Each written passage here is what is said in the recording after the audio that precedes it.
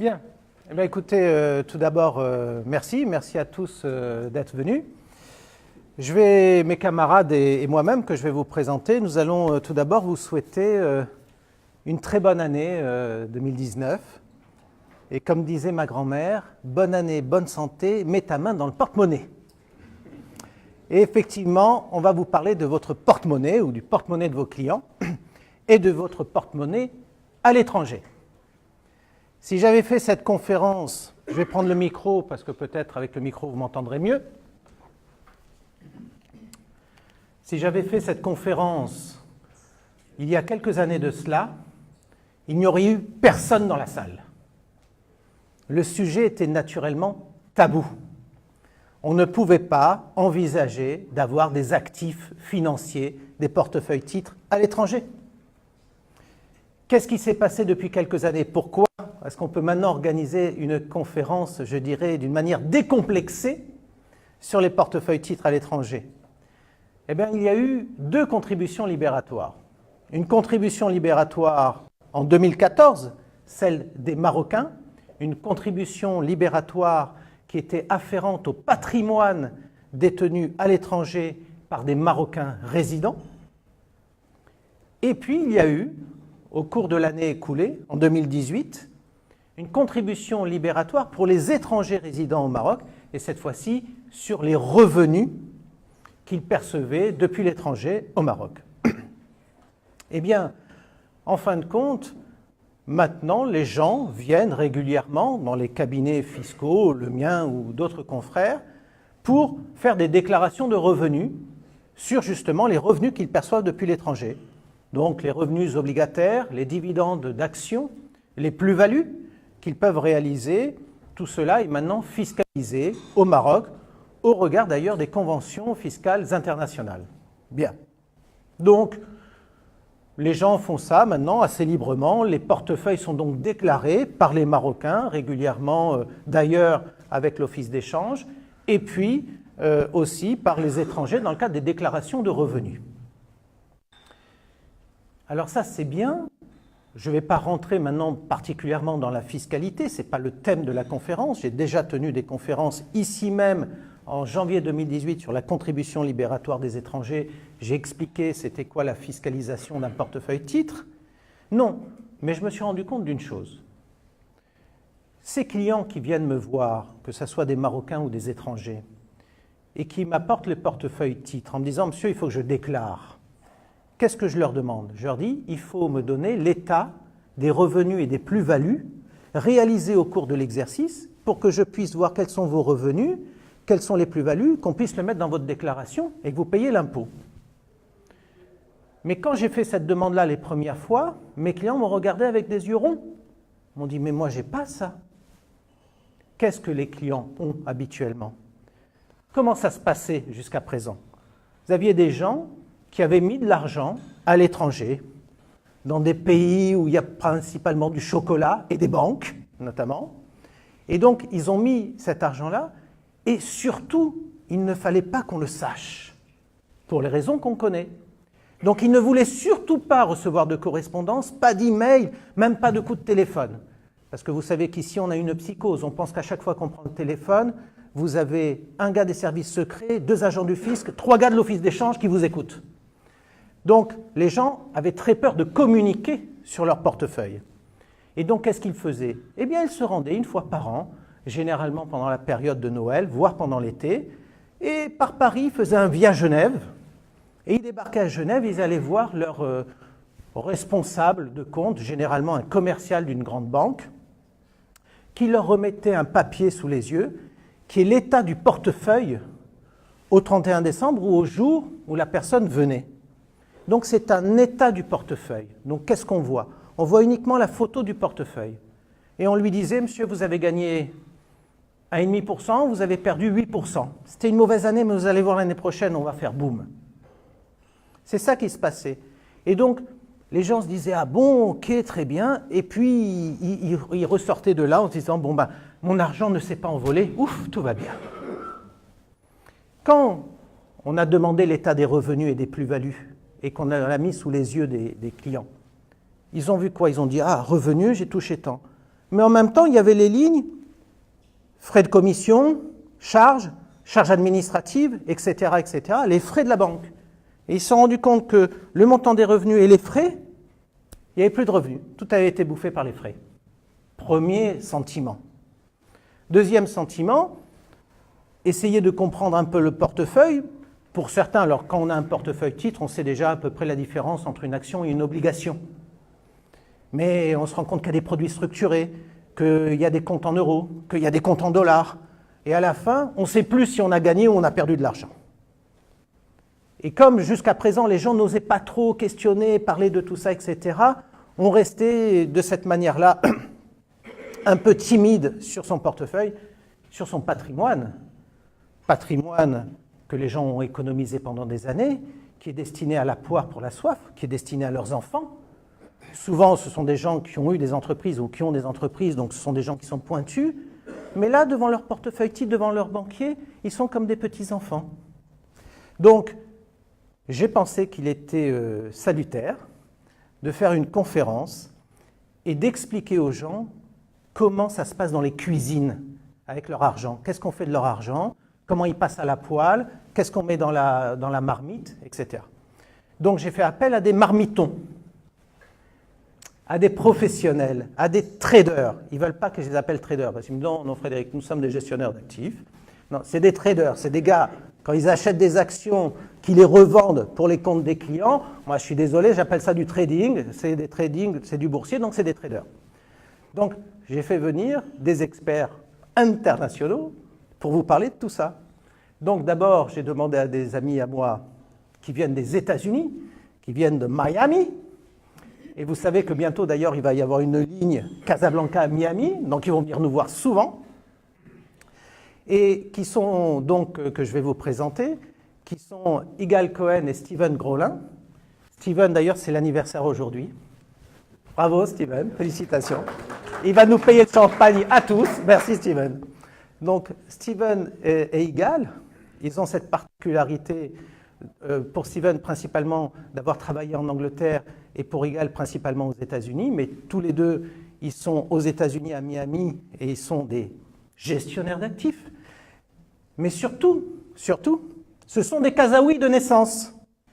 Eh oui, je suis allé vous trouver des Kazaouis de naissance qui sont des traders maintenant à Miami et qui sont maintenant qui gèrent d'abord une société de gestion qui est la leur, mais également qui gèrent des fonds, et notamment des fonds obligataires.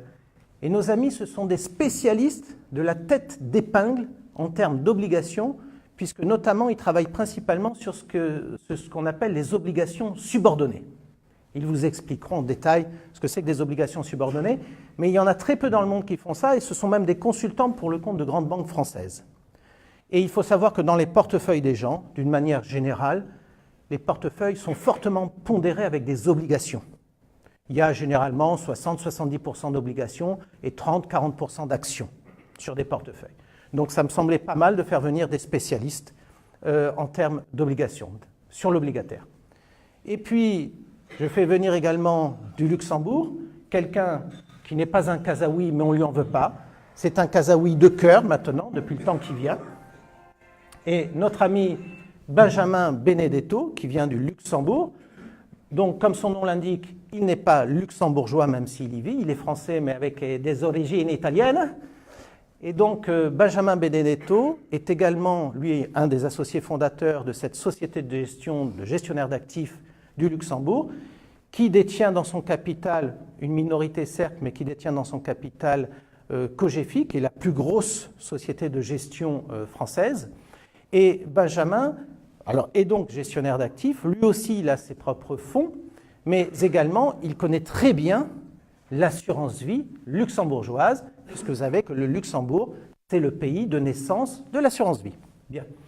Donc, j'ai demandé à nos amis de venir nous expliquer dans le détail c'est quoi le portefeuille titre, comment ça fonctionne, c'est quoi les frais, comment les rétrocommissions des banques, comment ça se passe sur le marché obligataire, c'est quoi les types d'obligations, etc.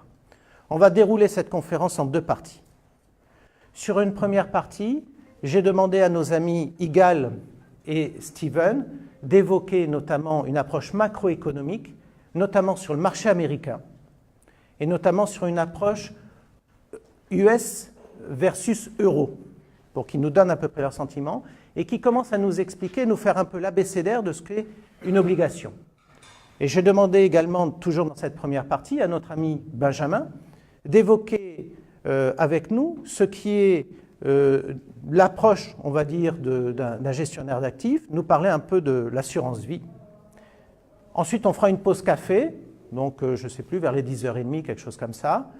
Et à l'issue de cette pause café, je leur ai demandé de rentrer un peu plus dans le dur, de faire une deuxième partie un peu plus fouillée, un peu plus technique, donc notamment pour nous parler du marché obligataire et notamment pour rentrer sur les stratégies en termes de gestion d'actifs. Donc voilà comment va se dérouler cette conférence. Et moi, je serai là uniquement pour de temps en temps leur mettre quelques gifles s'ils parlent avec des termes trop techniques. Parce que vous savez, ces gens-là peuvent nous endormir à force de parler avec des termes techniques. Donc c'est très important qu'on puisse se mettre au niveau et qu'on comprenne et qu'on sache exactement de quoi on parle.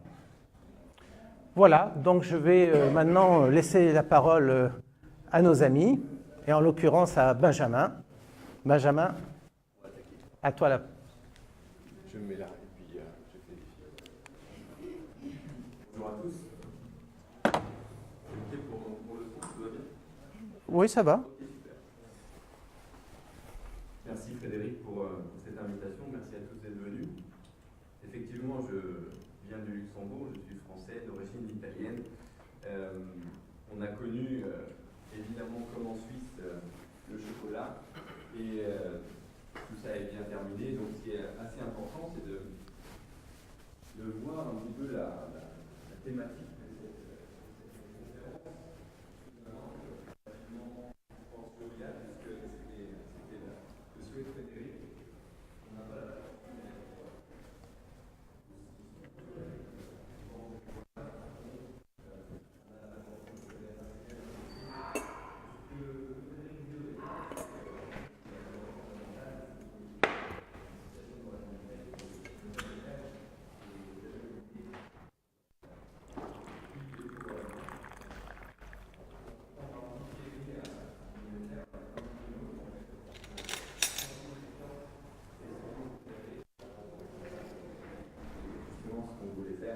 c'était entrer dans le vif du sujet. Et donc le problème, qui est la manière dont sont souvent gérés les comptes lorsqu'ils sont positionnés dans des banques qui sont loin de nous. Pour les notes préliminaires importantes, on voulait, je pense, s'intéresser aussi à SG Capital et à nous-mêmes. Tout ce qu'on va dire aujourd'hui ici contiennent énormément d'aspects qui vous sont complètement personnels. Ce sont des aspects fiscaux, ce sont des aspects patrimoniaux. Donc, ce sont des concepts qui sont à entendre ici de manière tout à fait générale, généraliste, avec un brin d'humour. Néanmoins, ce sont des concepts qui sont tout à fait sérieux. Ce qu'il faut vraiment faire, c'est lorsque vous avez des doutes, lorsque vous voulez mettre en place une stratégie patrimoniale particulière, nous vous conseillons vivement, à la base de tout, de vous rapprocher du fiscal. Vous en avez un excellent ici, je pense que vous le connaissez tous. Donc, le cadre. Non, moi je suis juste technicien, monsieur. Pardon, le cadre général fondateur est extrêmement important et vraiment prenez attache auprès de votre conseiller fiscal pour mettre en place toute stratégie financière parce que les conséquences d'une mauvaise structuration en termes de risques, non pas financiers mais fiscales, peuvent être assez dramatiques. Donc vraiment, nous insistons beaucoup, faites cette démarche. Qui est qui pour me présenter rapidement, je suis associé fondateur Frédéric Lafay. Admagest est une société régulée, donc nous sommes un professionnel du secteur financier luxembourgeois. Nous travaillons sous une responsabilité qui est conséquente, qui est la même que celle d'un établissement bancaire. Les agréments sont exactement identiques. Nous ne conservons pas les actifs sur notre bilan. Les actifs de nos clients sont déposés dans plusieurs banques dépositaires et nous allons en revenir. Donc vraiment, ce qu'il faut retenir de cette petite page, c'est que nous sommes soumis à la réglementation européenne qui est depuis l'entrée en vigueur des nouvelles directives financières MiFID II de protection du consommateur une des plus strictes au monde. Ok, donc juste un petit point rapide sur le cadre, parce que le cadre, c'est vraiment votre besoin. Donc Vous êtes complètement unique, vos familles sont complètement uniques, donc les réponses sont particulières. Il faut absolument être attentif à cela. Aujourd'hui, quand vous gérez vos actifs, et puis quand vous ne vous posiez jamais cette question, parce qu'à cette époque, effectivement, il était agréable de faire un Paris-Genève, vous aviez déjà différentes options, mais vous avez surtout choisi la première, la gestion sur votre compte propre ou au travers de diverses structures patrimoniales. Alors, dans le cadre qui est le nôtre aujourd'hui, vous avez différentes obligations qui sont déclaratives et qui sont importantes. Est-ce que la gestion sur compte propre est pour vous plus intéressante qu'une gestion au travers de SICAV, au travers d'assurance vie luxembourgeoise, et je vous expliquerai pourquoi, ou au travers de sociétés patrimoniales qui peuvent toujours avoir cours et qui sont parfaitement validées à partir du moment où votre conseil fiscal le définit avec votre participation. Donc, on regarde généralement quand on fixe un cadre, quand on fixe un contexte de gestion, quand on prépare notre cahier des charges avant de décider si on achète du Total ou du Royal Dutch Shell, on regarde justement quel est votre besoin. Et les conséquences de votre décision auront effectivement des impacts ultérieurs et évidemment des coûts associés. Si vous prenez une gestion sur compte propre, vous auriez évidemment quelque chose de très simple à gérer puisque tout est déjà fait, il n'y a rien à structurer, vous commencez à travailler. Par contre, est-ce que l'aspect successoral revêt une importance pour vous? Est-ce que l'aspect de déclaration fiscale et donc l'aspect des plus-values et des arbitrages qui seront effectués sur ce compte-là vont complexifier ces déclarations? Est-ce que vous avez une vue transmission? Est-ce que vous avez une vue investissement de type professionnel, private equity? Est-ce que c'est une poche supplémentaire de diversification? En fait, toutes ces questions-là sont à prendre en compte et il faut vous apporter le cadre qui soit tout à fait correct. On va faire un petit focus en particulier sur l'assurance vie qui est un véhicule extrêmement populaire chez nous, un véhicule souple, un véhicule structurant de votre patrimoine. C'est un véhicule qui aussi facilite la transmission de votre patrimoine si c'est une question. C'est également un véhicule qui facilite la mobilité. Dans une conférence précédente, toujours organisée par l'excellent Frédéric Elbin, vous avez eu l'occasion de découvrir le contexte fiscal portugais. Et ce qu'on expliquait déjà à ce moment-là, c'est que certains véhicules permettent de s'adapter à des évolutions de votre résidence fiscale, dont l'assurance vie.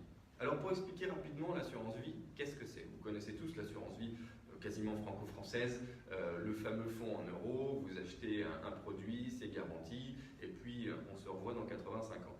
Donc l'idée ici de la particularité de l'assurance vie luxembourgeoise, c'est un produit de structuration de patrimoine et de gestion d'actifs.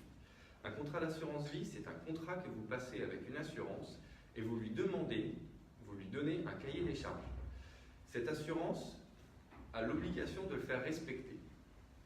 Elle va contracter avec une ou des banques dépositaires, c'est vous qui définissez votre cadre, et vous allez sélectionner aussi le gérant de ces actifs. Donc, vous êtes le chef d'orchestre, vous définissez le contexte, vous choisissez vos prestataires, vous choisissez leur mode d'intervention, vous définissez les tarifs, et l'assureur prend cette responsabilité et fait le travail pour vous. Donc, on a une particularité au Luxembourg, c'est que les contrats d'assurance vie sont des contrats qui sont réputés insaisissables et sont des contrats aussi qui sont réputés comme hors bilan pour une banque. Aujourd'hui, quand vous mettez votre actif dans une banque dépositaire, vous faites confiance à la solidité de cette banque dépositaire. C'est-à-dire que si la banque faisait faillite, c'est un événement qui a pu arriver dans le passé, généralement vous faites partie de la liquidation de cette banque dépositaire et vous devez attendre que la liquidation soit effectuée pour pouvoir récupérer vos actifs. Et puis les actifs liquides en compte courant, vous les perdez généralement, sauf pour les banques qui vous offrent une certaine garantie à un certain niveau. Ici, une assurance vie, c'est un professionnel. Donc les actifs ne seront jamais détenus par le dépositaire. Ils sont déposés en dehors du bilan du dépositaire. Ce qui fait que si le dépositaire a un problème, le commissariat aux assurances luxembourgeois peut ordonner le transfert de ses actifs.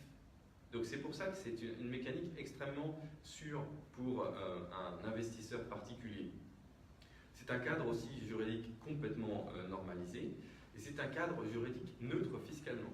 Le Luxembourg ne va pas vous imposer. Le Luxembourg ne va pas prélever d'impôts sur votre enveloppe fiscale.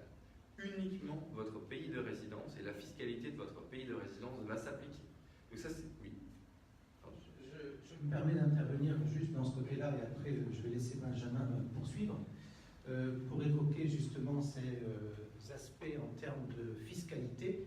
Il vient de nous expliquer que lorsqu'on a un contrat d'assurance vie luxembourgeois, il n'y avait pas de fiscalité à partir du Luxembourg. Mais qu'en est-il lorsqu'on est résident fiscal au Maroc? L'intérêt d'être logé dans un contrat d'assurance vie, de loger un portefeuille dans un contrat d'assurance vie, c'est quoi? C'est votre portefeuille titre va continuer à tourner, donc il va générer des revenus obligataires, des dividendes d'action, il va y avoir des plus-values. Mais comme tout ça est à l'intérieur du contrat d'assurance vie, ça ne génère pas de revenus imposables au Maroc. Pour autant, cet argent qui tourne, vous ne l'avez toujours pas prélevé. Un jour, vous avez besoin, vous avez un portefeuille, je ne sais pas, je dis n'importe quoi, 1 million d'euros, vous avez besoin de prendre 50 000 euros. Vous allez appeler votre assureur et vous allez dire, monsieur, j'ai besoin de 50 000 euros, envoyez-moi 50 000 euros. Il va vous envoyer 50 000 euros. C'est ce qu'on appelle un rachat partiel. Ce rachat partiel, lui, va être soumis à imposition au Maroc. Dans quelles conditions? Eh bien, l'assureur va déterminer la partie revenu de ce rachat partiel, puisque lorsqu'on vous donne 50 000 euros de votre portefeuille, il y a une partie de votre propre capital, c'est donc un remboursement, donc on n'est pas imposé sur son propre argent, et il y a une partie revenu, ce sont tous les intérêts, plus-values, etc., qu'a généré le portefeuille. Et donc on doit déclarer au Maroc cette partie-là de revenus du rachat partiel. Et ça, ce titre qu'on sera imposé. Et au Maroc, au cas particulier, on va l'imposer au barème progressif de l'IR. Je vous rappelle que la tranche marginale, c'est-à-dire la tranche maximale, si vous voulez, de l'IR marocain, c'est 38%. Elle est atteinte dès qu'on a dépassé 180 000 dirhams, soit un peu moins de 18 000 euros dans l'année. Donc, j'ai un portefeuille qui a généré des revenus, des plus-values, je ne suis pas imposé, légalement, naturellement, mais à un moment, je fais un rachat partiel, et ce rachat partiel-là, je ne vais en prendre qu'une partie qui sera considérée comme un revenu imposable, selon la manière que je viens de vous décrire. Voilà, Charlie. Ben, c'est parfait, comme d'habitude. Je reprends sur le fonctionnement. Donc vraiment, c'est la grande souplesse des contrats d'assurance vie. Vous disposez de votre argent. Ce n'est pas de l'argent qui est bloqué. On a souvent cette remarque qui est faite. Oui, mon argent est bloqué. Non, votre argent n'est pas bloqué. C'est à vous.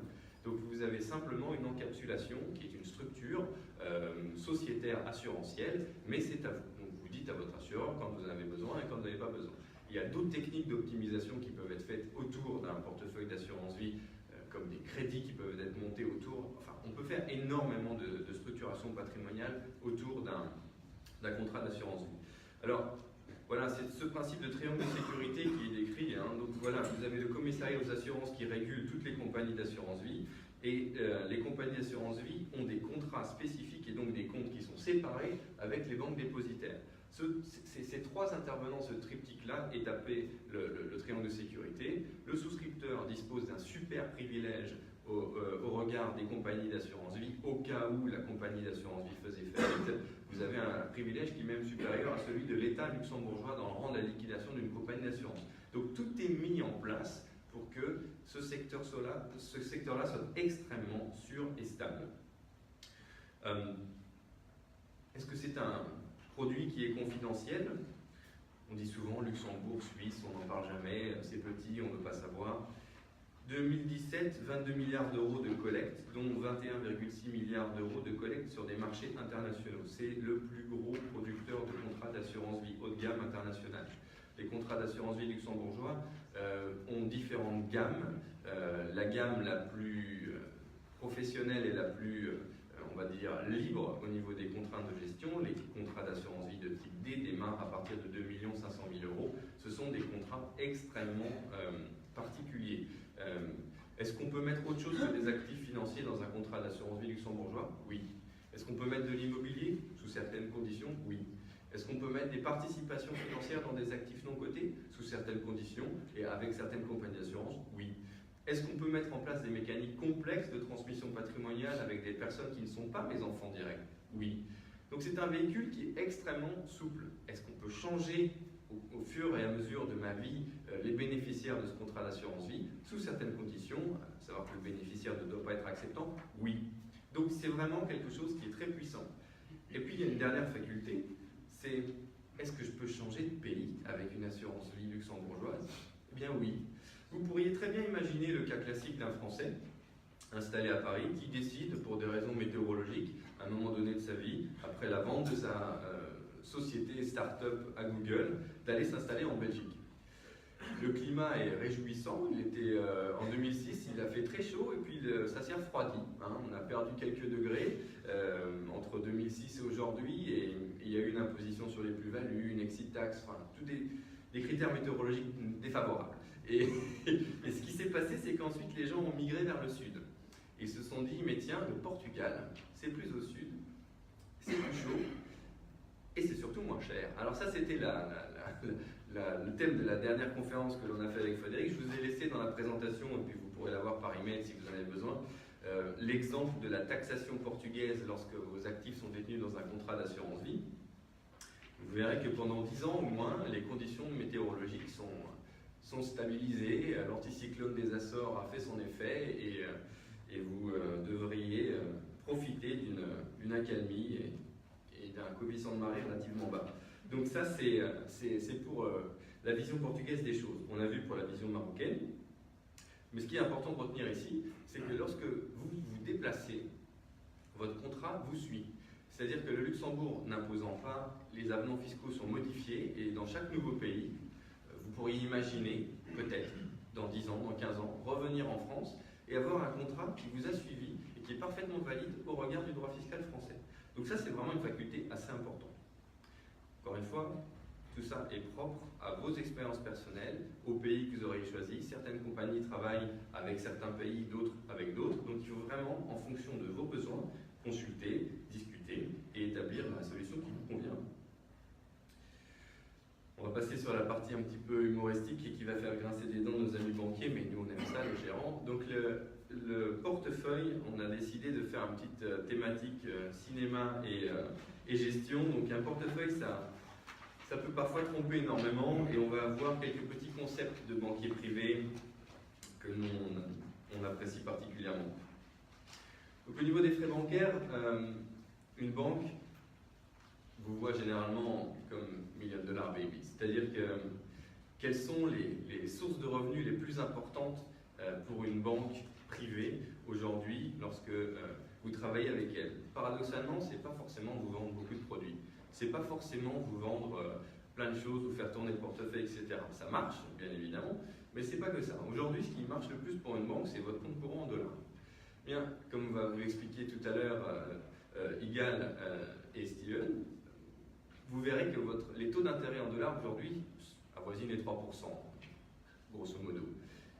Lorsque vous déposez cet argent-là sur votre compte courant, il ne vous rapporte rien. La banque privée suisse ou luxembourgeoise ne va généralement quasiment rien vous payer.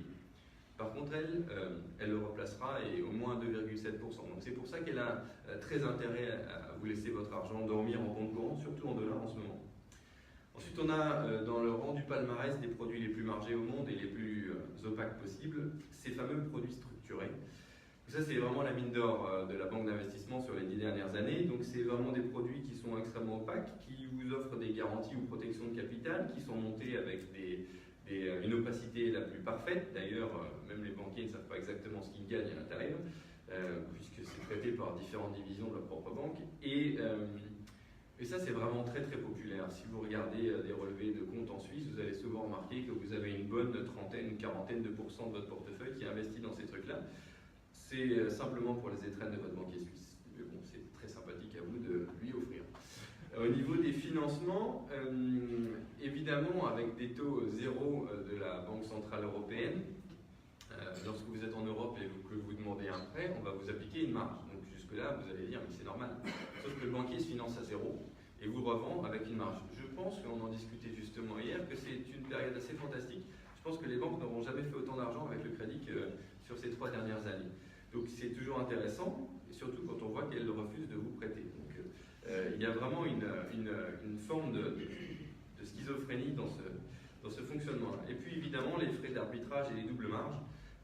Nous, on se bat tous les jours, tous les jours pour essayer de trouver le meilleur prix, passer des coups de téléphone dans tous les sens, pour essayer de pousser les commissions vers le bas.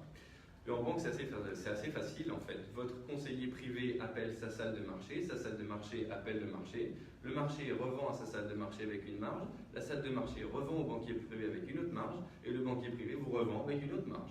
Donc c'est-à-dire que vous faites de l'empilage de marge au sein du même établissement. Bon, écoutez, c'est vous qui voyez.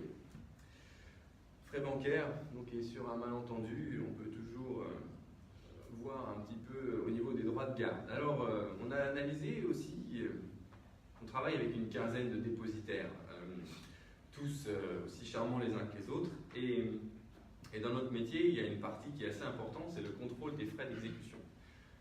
Étant réglementé, nous devons contrôler non seulement les frais que nous prenons, mais aussi les frais que les autres prennent. Donc, on a mis en place des contrôles.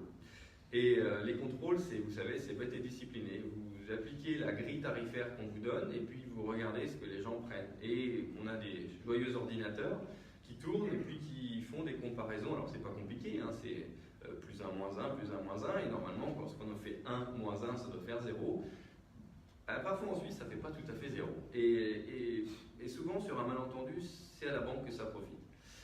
Alors, il y a un petit poste qu'il faudrait que vous regardiez de temps en temps, c'est ce qu'on appelle les droits de garde. Les droits de garde, vous savez, c'est ces fameux honoraires qui vous sont prélevés tous les trimestres, généralement compris entre 0,2 et 0,4% sur une année, qui sont normalement assis. L'assiette du prélèvement de ces droits de garde, c'est pour rémunérer la banque, pour la remercier de conserver vos titres. Je n'ai pas dit votre argent, j'ai dit vos titres. L'argent, c'est autre chose. Les liquidités sont un poste, les titres sont un autre poste. Et lorsque vous utilisez une banque pour conserver vos titres, certaines n'appellent pas ça des droits de garde, mais des honoraires d'administration. Comme les positions cash, lorsque les marchés sont tendus, on va dire, ou difficiles ou volatiles, sont relativement importantes, vous pourrez avoir, en tout cas, lorsque nous on gère, on a des positions de cash qui peuvent augmenter 20, 30, 40% du portefeuille. Mais on s'est rendu compte que certaines banques dépositaires prélevaient ces fameux droits de garde en comptabilisant tout le portefeuille. Donc, sur un malentendu, ça s'appelle des honoraires d'administration chez un et des droits de garde chez d'autres.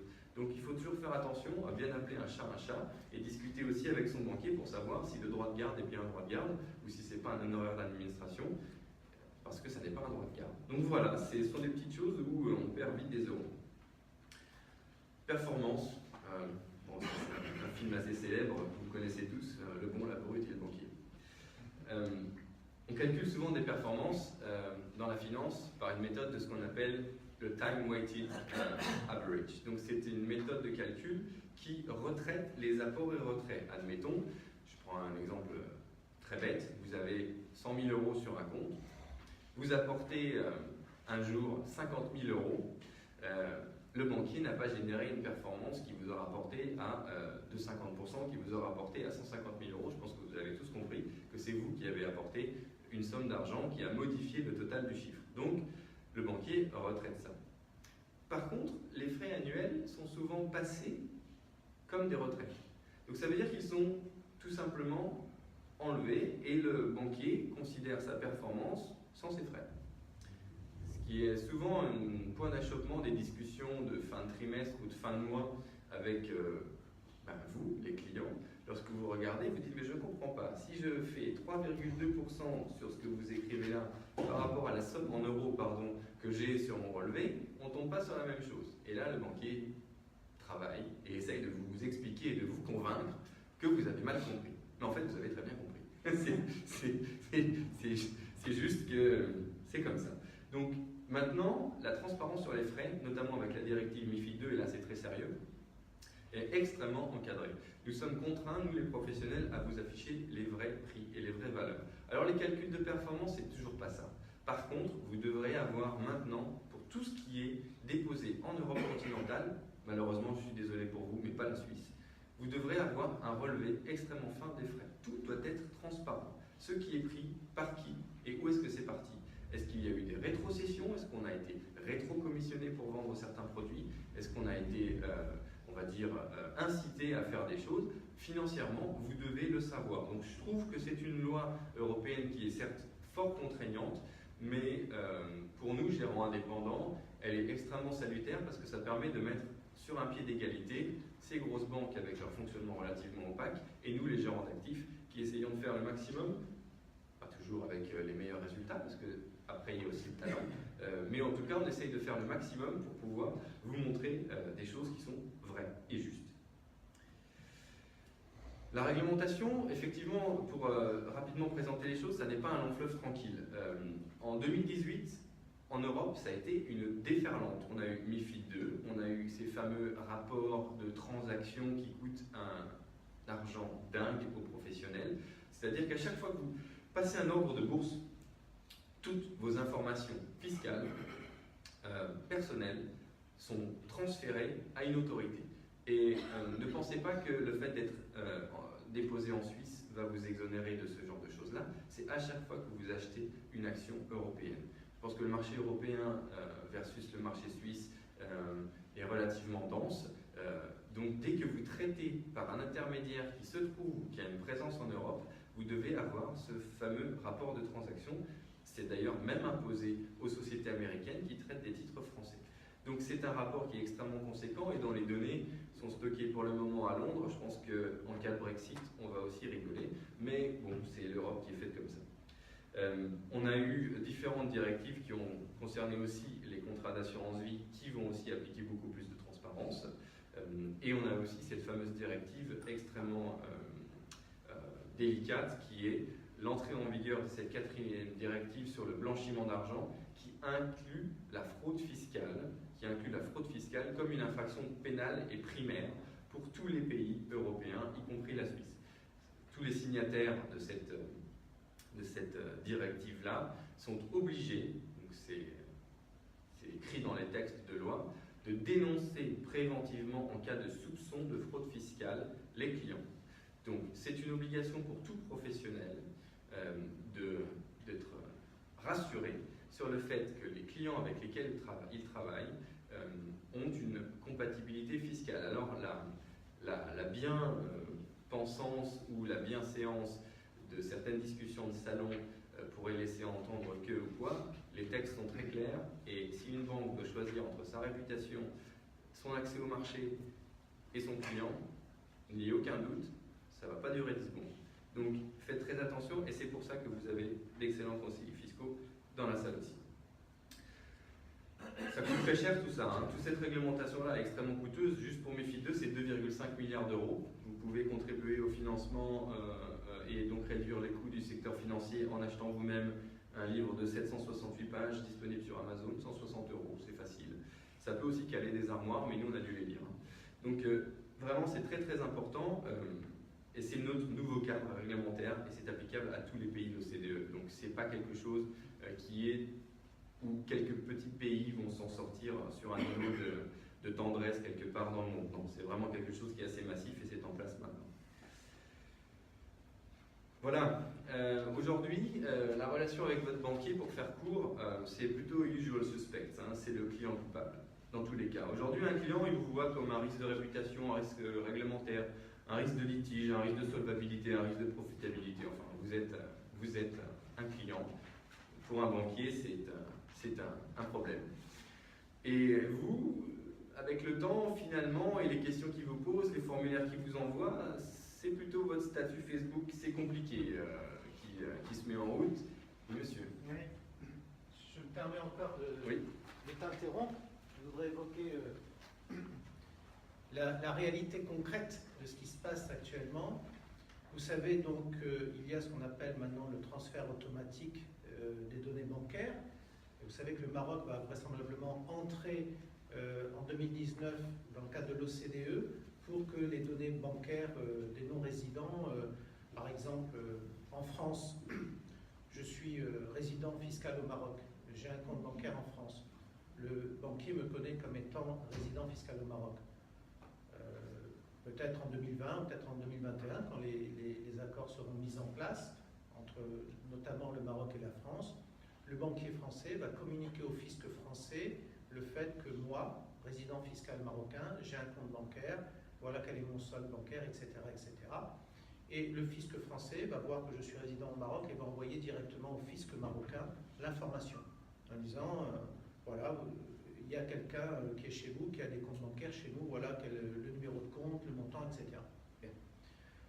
Donc, dans ce cadre-là, notamment, la plupart des banques ont commencé à demander, depuis 2 ans maintenant, un certain nombre d'informations. Ah, vous êtes résident fiscal où? Ah, alors vous nous fournissez, s'il vous plaît, un numéro d'identifiant fiscal de votre pays, vous allez signer de votre sang comme quoi vous êtes bien résident de ce pays, vous allez nous donner des factures d'électricité, de téléphone, etc., pour qu'on s'assure bien que vous êtes là. Et on s'est rendu compte aussi d'une chose, c'est que, compte tenu de toute cette réglementation, notamment qu'a évoqué Benjamin, MIFID 2, etc., qu'est-ce qui s'est passé dans le monde? Transfert automatique de données bancaires, MIFID 2, etc. On s'est dit, et c'est l'approche politique globale actuellement mondiale, on dit il y a des gens, ils peuvent pratiquer peut-être de l'évasion fiscale. Ouh, ça c'est pas bien du tout, c'est eux qui génèrent les crises mondiales, etc. On va leur tomber dessus et on va leur régler leur compte. Et comment est-ce que les gouvernements ont décidé de faire ça? Ils ont dit, il suffit de suivre l'argent. Et où est-ce qu'il va l'argent? Il va dans les banques. Donc ils sont allés voir les banques et leur ont dit, voilà, si jamais il se passe des choses bizarres maintenant sur les comptes, etc., vous serez considérés comme des complices. C'est vous qui allez payer des amendes, etc., etc. Donc les banques maintenant sont extrêmement frileuses. Si vous allez dans une banque en France, vous commencez à leur mettre 2000 € en cash sur votre compte en banque, ils vont tout de suite appeler le GIGN. Donc, il faut faire très attention. Et donc, au bout d'un moment, un certain nombre de banques se sont dit, il y a des pays, c'est compliqué, c'est obscur, par exemple, tous ceux qui vivent sur le continent africain, c'est pas clair. Donc, au bout d'un moment, un certain nombre de banques, à l'étranger, en Suisse, etc., ont dégagé tout simplement une partie de leur clientèle. Ils n'ont pas cherché à savoir le comprendre du comment, ils leur ont envoyé un courrier recommandé sur place en disant, vous avez 2 mois ou 3 mois. Donc les personnes, ça fait 25 ans qu'ils ont le compte en banque là-bas, qu'ils ont mis leur patrimoine, qu'ils ont peut-être 1 million d'euros, etc. Et on leur dit, on laisse 3 mois pour dégager de la banque. Et ça, c'est fréquent. Donc on est sur une perspective comme ça, où effectivement, c'est très compliqué maintenant, et pour un banquier, quand il vous voit arriver, à mon avis, il vaut mieux aller les braquer, si vous voulez. Parce que si vous allez avec des guns, vous rentrez dans la banque et vous dites, je veux l'argent, ils ont des consignes. Surtout, vous ne faites rien, vous leur donnez l'argent. Tandis que si vous venez pour déposer de l'argent, là, ils vont être suspicieux. Ils se disent, oh, lui, il n'est pas clair. Donc déjà, ils vont peut-être, s'ils ont le début d'une suspicion, appuyer sur le bouton, mais vous ne le savez pas. Ils déclenchent une enquête interne de la banque sur vous, pour voir. Et potentiellement, s'ils ont le moindre doute, ils vous balancent à Tracfin. Mais lui, il n'est pas clair. Et on s'est rendu compte de quoi? Que certaines banques, pour remplir leur quota Tracfin, pour ne pas avoir de problème, ils balançaient n'importe qui. On dirait, moi je suis propre, hein, j'ai balancé tout le monde. Donc vous voyez que maintenant, l'approche elle est un peu différente avec votre banquier, vous en êtes peut-être rendu compte, c'est que maintenant, quand il vous voit arriver pour déposer de l'argent, vous dites, attendez, on va étudier tout ça calmement, on va réfléchir. C'est ce qu'on est en train de... C'est ce dont Benjamin est en train de parler. Et donc, rapidement, en fait, c'est vrai c'est tout à fait exact, c'est vraiment du préventif et il y a des banques qui sont spécialisées dans l'envoi préliminaire de données à des fins de suspicion de fraude. Par exemple, vous connaissez tous PayPal, qui est un site de paiement en ligne. PayPal, au Luxembourg, c'est le responsable numéro 1 des déclarations de soupçons. C'est facile, préventivement, ils ont balancé tous leurs clients. Donc, ils ont fait un fichier massif, tous les clients qui ont des comptes PayPal au Luxembourg, boum, à la cellule financière. Alors là, au niveau de la cellule financière, qui dormait quand même depuis quelques décennies, sont subitement retrouvés avec 25 000 dossiers sur le bureau un lundi matin sans café, catastrophe. Et c'est pour ça qu'il y a eu aussi un autre risque. Bon, heureusement que Benoît Hamon n'est pas président, mais pour le banquier, c'est un risque de burn-out. Donc, et moi, de mon côté, avec les clients, c'est pas un gilet jaune que je mets, c'est un gilet pare-balles. Donc il faut quand même faire extrêmement attention sur l'évolution des relations banquiers et professionnels, où vraiment, c'est dans le doute, vous êtes coupable. C'est donc la présomption de soupçon. C'est vraiment très clair dans les textes de loi. Donc soyez assurés que votre banquier n'est plus votre copain. Et ensuite, il y a un dernier point que je voulais vous dire, c'est qu'il y a 2 niveaux de banquiers.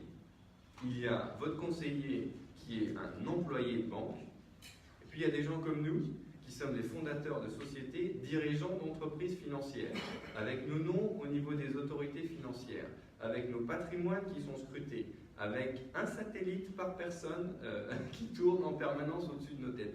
On ne peut rien faire qui ne soit pas dans les clous.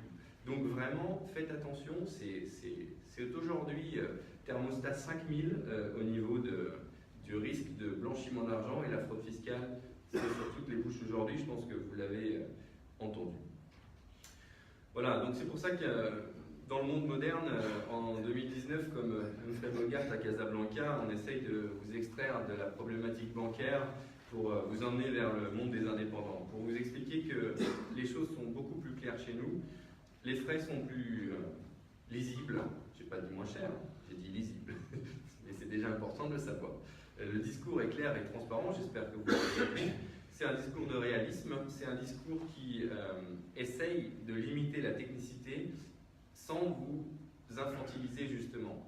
L'investissement, c'est gérer des risques, c'est prendre des positions, c'est comprendre ce qu'on fait. On essaye de le faire ensemble, parfois on réussit, parfois on se trompe, mais on est normalement relativement humble dans le succès et aussi dans l'échec.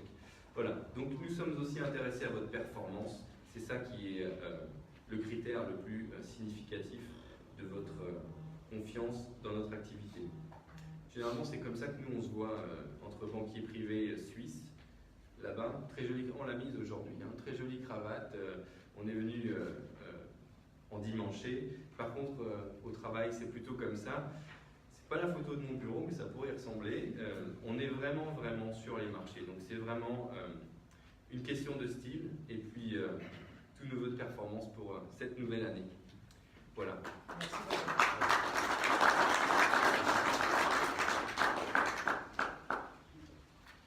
Voilà, donc ça, je vais maintenant laisser la parole à Egal et à Steven. Voilà, donc ça c'était une première partie pour rentrer, vous voyez, un peu dans le détail de la cuisine. Hein, et comment est-ce qu'on cuisine votre argent, comment les banques font, etc. Donc bien évidemment, toutes les banques sont louables, naturellement, mais ce qu'on a essayé de mettre un moment en exergue, c'est que vous allez dans une banque comme vous allez chez un commerçant. Quand vous allez chez un commerçant, vous essayez de comprendre, de ne pas jeter votre argent par les fenêtres, de voir combien ça coûte, comment c'est géré, etc., etc. Donc c'est important. Ce n'est pas simplement une banque, elles se valent toutes plus ou moins, on va dire, sur les marchés. Alors après, il y en a des plus petites et des plus grosses, mais c'est déjà d'avoir une approche en disant, ok, c'est mon argent, comment est-ce qu'il est traité, combien ça coûte, et il faut aller dans le détail du détail. C'est une première chose. Après, effectivement, vous avez aussi certains travers qui sont les travers des gros groupes, par exemple des gros groupes bancaires, qui à un moment, vous savez, c'est comme Carrefour. Carrefour, ils vendent les produits Carrefour. Et donc, quand ils vendent leurs propres produits, il y a effectivement ce qu'a expliqué Benjamin, des marges, etc. Ensuite, il y a la qualité véritablement du gestionnaire d'actifs. Quand vous donnez votre portefeuille à quelqu'un, vous voyez généralement un commercial et vous dites, bon, bah, il va faire attention, c'est mon patrimoine, il va bien s'en occuper. Mais quand vous arrivez avec quelqu'un qui a peut-être 300 portefeuilles à gérer, c'est pas lui qui le gère, c'est un ordinateur. Lui, il appuie sur un bouton. Simplement, qu'est-ce qui se passe? Il y a un autre ordinateur au-dessus de l'ordinateur, qui est l'ordinateur d'avant, qui dit, bon, ok, on va acheter 1 milliard, et ça, on va saupoudrer sur tous les portefeuilles de nos clients. Donc, automatiquement, tous vos portefeuilles vont acheter, et c'est un algorithme qui le fait, va acheter ce qui correspond à 5% de votre portefeuille du produit que la banque a décidé d'acheter. Donc, vous êtes confronté non pas à des humains, c'est des ordinateurs qui ont déjà tout réglé. Donc, si vous voulez après travailler dans la dentelle, dans l'artisanat, c'est pour ça qu'il y a des gestionnaires d'actifs qui sont des gens indépendants, dont c'est le métier, de dire ok, ben là c'est comme ça, pour essayer de travailler là-dessus. Donc c'est important aussi de comprendre ça, et il me semble, et je peux me tromper, que nous sommes arrivés à un certain niveau de progrès technique qui fait que l'humain a été complètement mis de côté. Regardez maintenant, tout se fait par électronique ou par répondeur vocal. Essayez d'avoir votre banque, je parle des banques à l'étranger, notamment, essayez d'avoir votre banque, vous ne pouvez plus les avoir. D'abord, ça passe par un répondeur vocal, il faut appeler, bip 1, bip 2, bip 3, bip 4, peut-être vous allez être mis en service, etc., etc., ou ça se passe par électronique. Et donc, vous n'avez plus vraiment la notion de service, parce que de toute façon, ce sont des QCM. Et ça, cette notion de service, à mon avis, elle est importante, elle doit rester importante, parce qu'un patrimoine financier, un patrimoine boursier, ça se gère d'une certaine manière, et ça se gère aussi sur l'avenir. Vous l'avez fait généralement pour vous, pour votre conjoint, pour vos enfants à venir, etc.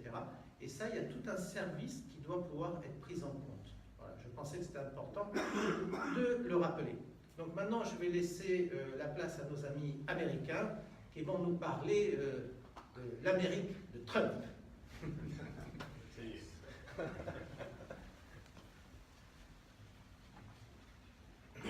Bonjour. Attendez, je vais changer d'ordinateur si ça ne vous dérange pas.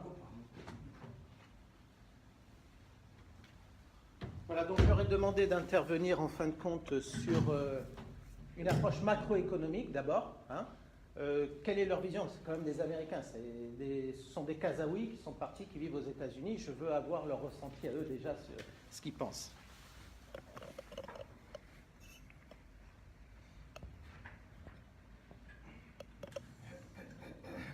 Les détails techniques sont réglés. Je n'ai pas à l'écran.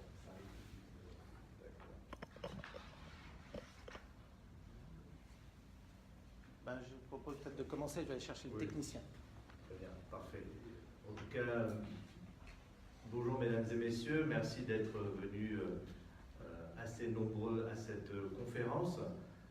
Nous remercions Frédéric Elbar et Maghreb Consulting pour avoir organisé cette conférence aujourd'hui à Casablanca. Donc au-delà de l'aspect professionnel lié à cette présentation, il y a une valeur sentimentale pour moi. Je suis un enfant du pays, je suis né à Casablanca, j'y suis resté jusqu'à l'âge de 18 ans et je suis parti comme beaucoup de Marocains à l'étranger, en l'occurrence moi aux États-Unis, et je suis très content de revenir au pays. Je fais partie de tous ces Marocains de l'étranger qui, lorsque on parle du Maroc, autant sur d'autres sujets, je peux être extrêmement démocratique sur les sujets, mais on ne peut jamais me dire des choses négatives sur le Maroc. Donc j'en fais partie. Alors, on va commencer cette présentation, si la technologie nous le permet. Donc, dans un premier temps, nous présenterons qui est ASG Capital, qui sont ses gestionnaires, qui sont aux commandes de cette stratégie d'investissement. Nous présenterons également la situation macroéconomique aux États-Unis, la situation monétaire, la situation des taux d'intérêt en Europe et aux États-Unis. On fera un parallèle de rémunération en l'occurrence pour les investisseurs obligataires lambda. Nous présenterons le marché obligataire en général, les objectifs d'un investisseur obligataire lambda, à quoi on s'attend lorsqu'on décide d'investir dans un portefeuille obligataire, et les différents types d'obligations qui sont à notre disposition en tant qu'investisseur obligataire. Et dans une deuxième partie après la pause, nous présenterons en fait notre stratégie d'investissement qui est quelque part une conclusion de tous les éléments présentés précédemment dans le cadre des différents types d'obligations qui sont à notre disposition et les différents risques y afférents. Donc nous présenterons notre approche d'investissement, le processus d'investissement mis en place en interne, riche de notre expérience, comment nous analysons et nous gérons les différents risques liés à cet investissement.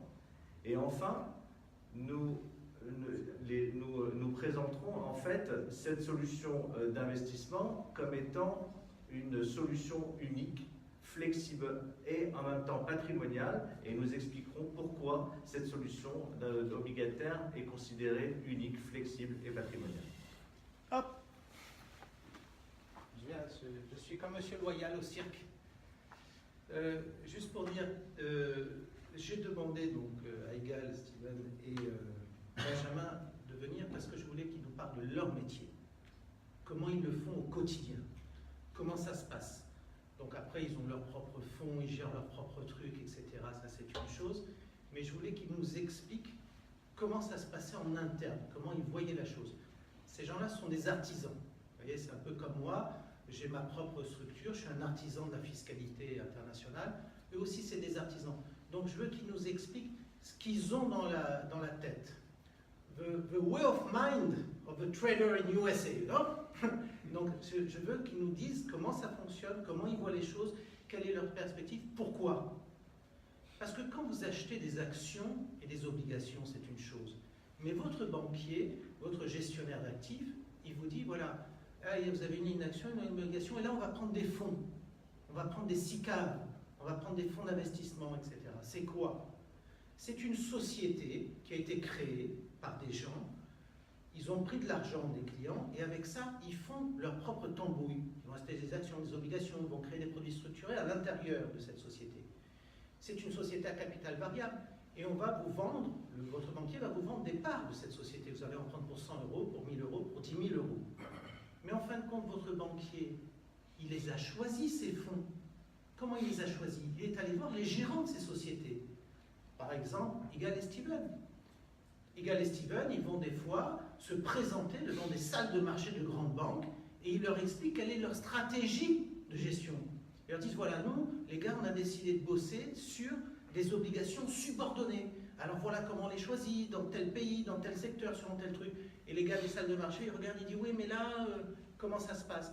Et s'ils sont convaincus, ils disent, ok, banco, on te l'inscrit dans la banque, et nos traders prendront, pour les clients, des parts dans votre fonds. Donc, quand les banquiers discutent, ils discutent à un moment avec ces gestionnaires de fonds, parce qu'ils veulent comprendre comment ils font leur business et quelle est leur stratégie. Donc c'est pour ça que ça me semblait intéressant qu'à un moment, en l'occurrence Igal et Steven, nous expliquent comment ils voient leur business, quelle est leur stratégie, comment ils réfléchissent à ça. Merci Frédéric pour l'intervention. Effectivement, nous sommes quelque part un cuisinier dans un restaurant haut de gamme. Donc on est spécialisé en fait sur le marché obligataire, sur notre niche obligataire. Donc qui est ASG Capital? ASG Capital est une société de gestion américaine, régulée et basée à Miami aux États-Unis. Nous gérons 2 fonds d'investissement, dont un fonds qui est disponible à la commercialisation en Europe, de statut UCITS, droit luxembourgeois. Nous répliquons en fait la même stratégie d'investissement également dans le cadre des mandats de gestion gérés, qui prend en compte les considérations fiscales des investisseurs dans le cadre de l'assurance vie également. Donc nous gérons des comptes titres et des contrats d'assurance vie. Donc on plug en fait notre gestion à l'intérieur des comptes titres et des contrats d'assurance vie.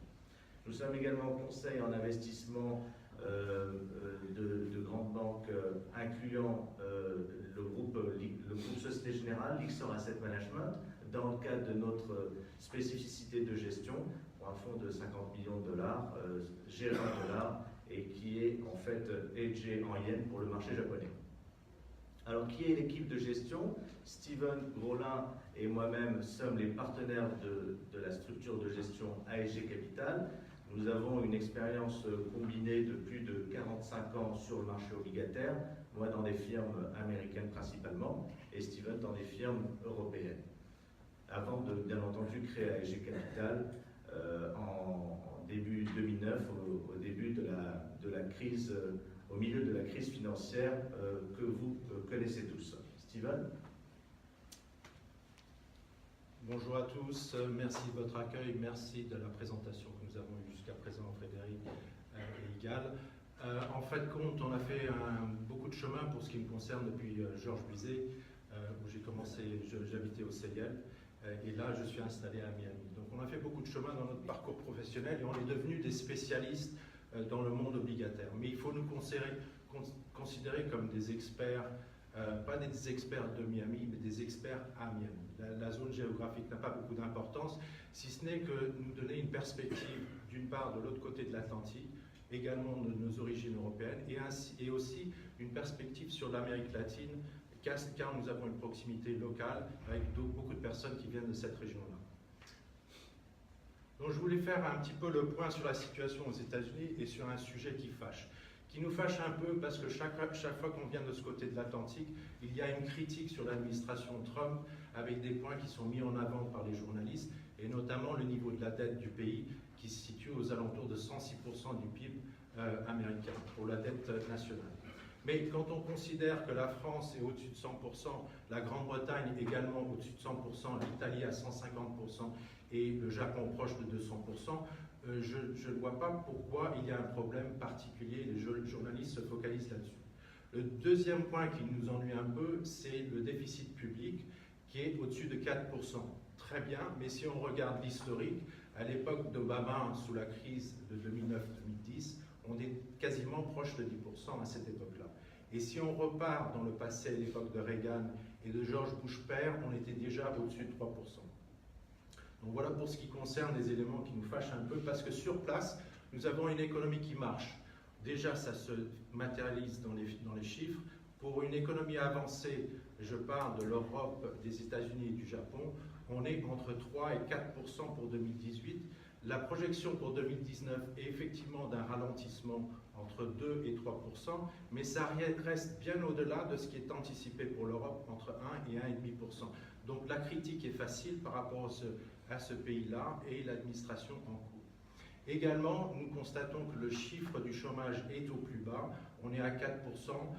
Effectivement, beaucoup de personnes se plaignent qu'il y a des petits boulots, des Obama Jobs, mais tout le monde travaille et il y a du travail. Des personnes travaillent 2-3 jobs, très bien, mais ça marche et c'est une économie qui tourne. Et ça, c'est ce que nous voyons de notre côté de l'Atlantique. En ce qui concerne la situation monétaire aux États-Unis et un comparatif avec l'Europe, il est important de mentionner quelques chiffres. Les taux directeurs en Europe sont aux alentours de moins 0,40%. Donc on a un taux d'intérêt négatif.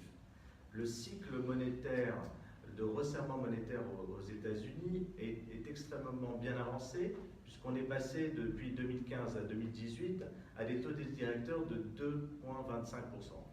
Okay. Le différentiel. C'est quoi le taux directeur?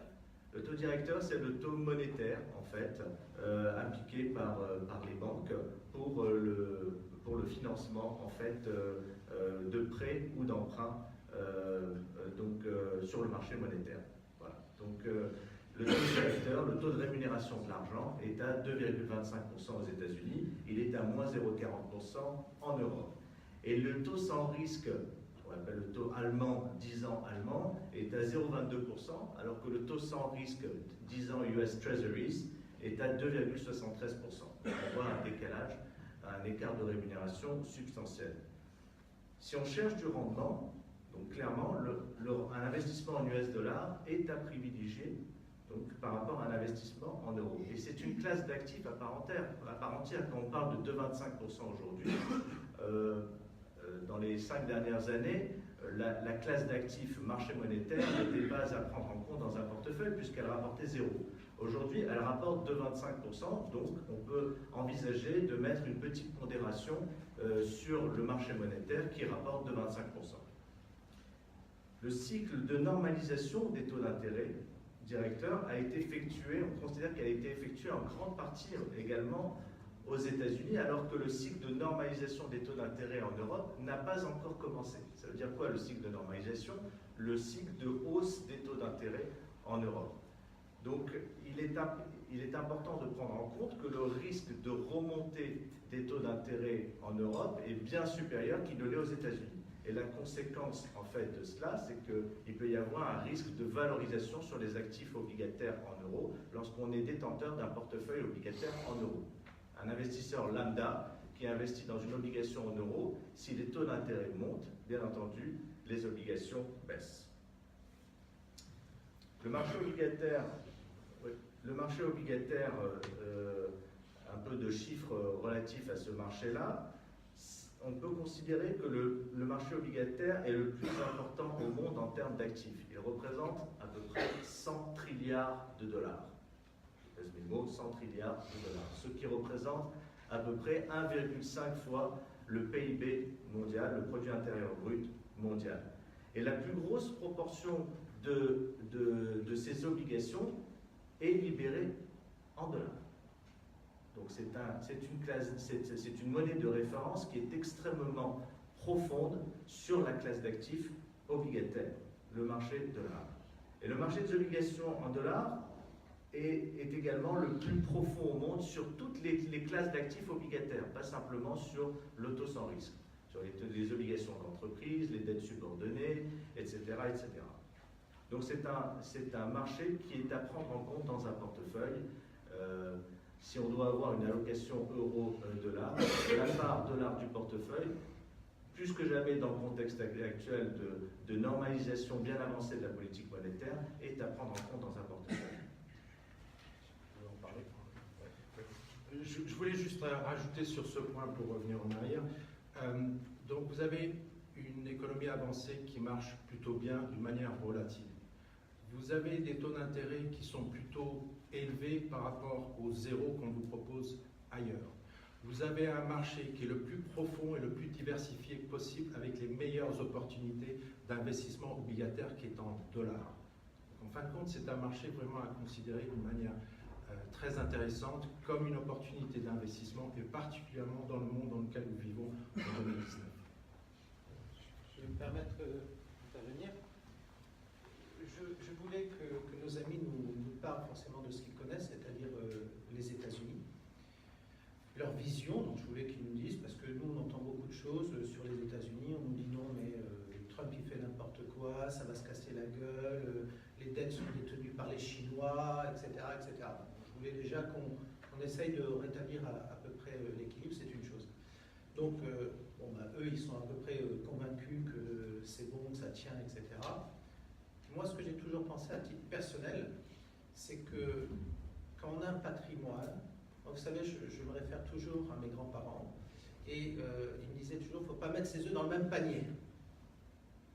Donc, moi, quand par exemple j'ai une vision patrimoniale, je considère que déjà, on doit avoir des euros, on doit avoir des dollars, on doit avoir son argent dans un pays ou dans un autre, dans telle banque et dans une autre, etc. etc. Ça s'appelle la diversification. Moi, j'ai vu beaucoup de portefeuilles boursiers de la part de mes clients, etc. Je vois qu'il y a des très fortes pondérations euros, très importantes.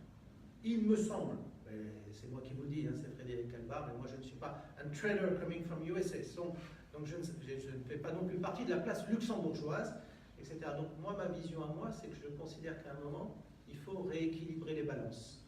Donc c'est pour ça que je pense que c'est pas mal d'avoir dans son portefeuille une partie en dollars. C'est à mon avis pas négligeable, surtout quand je regarde actuellement le monde avec mes petits yeux à moi, quand je vois l'Europe, etc. J'ai confiance dans l'Europe et je trouve qu'actuellement c'est un peu dur, un peu compliqué. Et celui qui me dirait le contraire, à mon avis, se tromperait lourdement. Donc c'est un peu dur, un peu compliqué. Donc moi je verrais bien dans notre portefeuille augmenter un peu, plus qu'il n'est, en tout cas de ce que j'ai vu habituellement, la part dollar par rapport à la part euro. Dans le cadre de cette partie, il était important de prendre en compte les objectifs de l'investisseur lambda quand on décide d'être impliqué sur cette classe d'actifs obligataires. C'est d'abord d'obtenir un retour sur investissement. Un investisseur obligataire, de quoi a-t-il besoin aujourd'hui? D'obtenir un retour sur investissement en capital et en intérêt suffisamment attractif pour compenser un certain nombre de risques. Ça peut être des risques géopolitiques, des risques de crédit, des risques de changement de situation monétaire, de variation de taux d'intérêt. Et donc, c'est la valorisation en fait d'un actif obligataire prend en compte ces différents risques. Donc, ça veut dire que si par exemple les risques géopolitiques augmentent, les risques de crédit liés à cet investissement obligataire émetteur, le risque lié au changement de situation monétaire. Donc la hausse des taux d'intérêt fait baisser la valeur de l'obligation. Et l'inverse est aussi le cas. Donc un investisseur obligataire doit prendre en compte ces éléments. Quand on dit, par exemple, moi j'ai un portefeuille obligataire en euros avec une duration, c'est-à-dire une durée moyenne de mes obligations 7-8 ans, et je suis pépère, je suis un bon père de famille, donc j'investis sur cette classe d'actifs obligataires, on ne peut pas considérer que les risques sont nuls. Bien entendu, au contraire, parce qu'on est dans un environnement de taux d'intérêt en euros qui est excessivement bas. Donc la hausse des taux d'intérêt peut bien entendu affecter la valorisation des actifs obligataires. Donc on se dit au départ qu'on est bon père de famille, on investit en euros sur une duration de 7-8 ans, les taux d'intérêt, le cycle monétaire en Europe commence à changer, donc la hausse des taux d'intérêt affecte substantiellement la valorisation d'un portefeuille obligataire. Donc tous ces éléments, il nous semble, doivent être pris en compte pour gérer une stratégie d'investissement patrimonial obligataire. Je peux juste intervenir. Oui, excusez-moi. Je voulais juste rajouter sur ce point.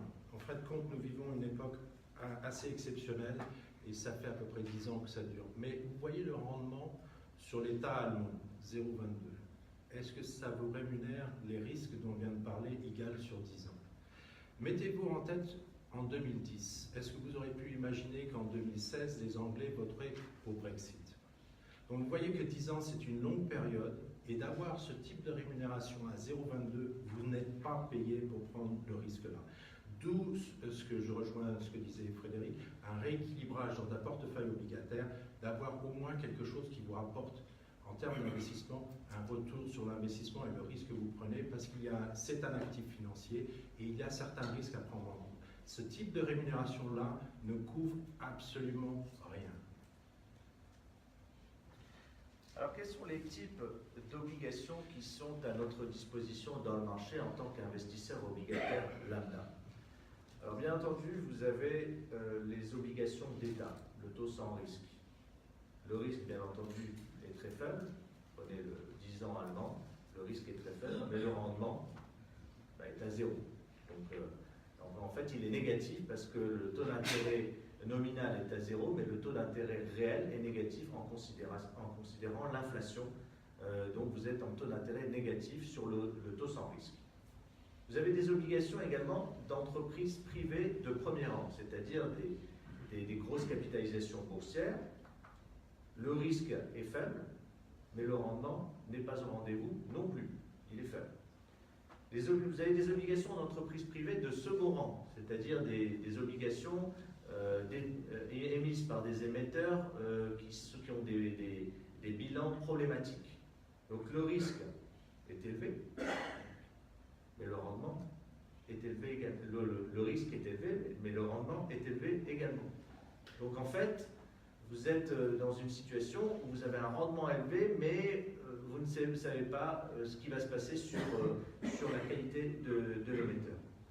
Vous avez également des émetteurs liés au marché émergent. Donc, bien entendu, le risque est élevé et le rendement est élevé également. Vous avez un certain nombre de risques, dont les risques géopolitiques à prendre en compte fortement.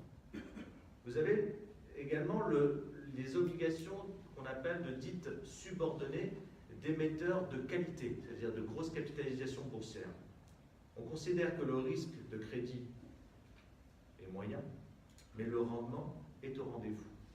Il faut expliquer.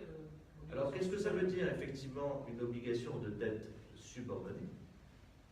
En fait, la dette subordonnée est subordonnée, comme on l'entend, au paiement des autres créanciers en cas d'une faillite de l'émetteur. Donc, je m'explique. Un nom comme, par exemple, au Maroc, OCP, si nous émettons de la dette subordonnée OCP, d'accord, d'abord, le détenteur d'une dette senior de premier rang doit être payé d'abord avant de payer le détenteur de l'obligation subordonnée en cas de faillite de l'OCP. D'accord, c'est très important. Donc, mais en cas d'une activité normale, l'OCP est un des acteurs majeurs de l'économie marocaine, le risque de faillite est relativement faible. Okay. Donc pour moi, acheter de la dette subordonnée OCP est plus attractif que d'acheter de la dette senior OCP parce que je vais être rémunéré substantiellement plus important en termes de rendement que de la dette senior. À peu près 250 à 300 points de base, ça fait 2,5 à 3% de plus. Donc c'est intéressant. Ensuite, nous avons des obligations convertibles en actions. Bien entendu, le risque est considéré moyen élevé. Le rendement n'est pas élevé. Il est relativement faible. La partie optionnelle, c'est-à-dire de conversion en action, va faire la différence, mais sur la partie obligataire pure, les obligations convertibles, en général, ne payent pas assez. Donc c'est très important en fait c'était important de mentionner en fait ces types d'obligations sur le marché de manière à avoir un échantillon assez exhaustif du marché obligataire en général et de voir les différents risques liés aux différentes classes d'actifs obligataires. Et ce n'est qu'en décortiquant qu'on voit quelque part qu'il y a plus d'attractivité à aller chercher un instrument obligataire à la place de l'autre lié à un émetteur particulier. Et donc c'est en cela que notre cuisine a énormément de sens dans le cadre de notre processus d'investissement mis en place chez AEG Capital. Excuse-moi, je vais juste rajouter un élément. Excuse-moi, je voulais juste faire, dans un monde de taux d'intérêt particulièrement bas, la différence en fin de compte de rendement est fondamentale pour construire de l'épargne dans le temps. Mais il faut savoir que si vous choisissez bien les entreprises, si vous avez un confort que par exemple OCP va durer sur les 30 prochaines années parce qu'il y a le soutien de l'État ou parce que c'est une entreprise bien gérée ou qu'elle a des bons fondements, vous pouvez avoir une performance qui permet au niveau obligataire de quasiment doubler votre retour sur investissement sur une période longue d'une vingtaine ou une trentaine d'années. Et ça, c'est à prendre en compte, et notamment dans un environnement de taux assez faible, où à la fin de 20 ans, vous aurez une performance très très faible sur votre portefeuille, d'avoir cette possibilité-là de pouvoir construire, de créer de la valeur en utilisant ce type d'instruments qui sont comme disait Frédéric, une épingle très particulière dans le monde obligataire. Et c'est pour ça que nous pensons en tant que spécialistes qu'il était important de faire connaître cette classe d'actifs habituellement utilisée uniquement par les grosses entreprises, mais de faire connaître un peu plus à tout le monde parce qu'on pense qu'il y a beaucoup de valeur dans ce type d'instrument. Excusez-moi. Merci. Oui. Mais les grosses entreprises, ce n'est pas une référence toujours. On a vu le cas de la Samir. Alors, excusez-moi 2 secondes, parce que justement, on allait passer aux questions-réponses. J'allais l'annoncer, et on va laisser la parole donc à ce monsieur-là. Mais je vais... D'abord, on va remercier nos amis.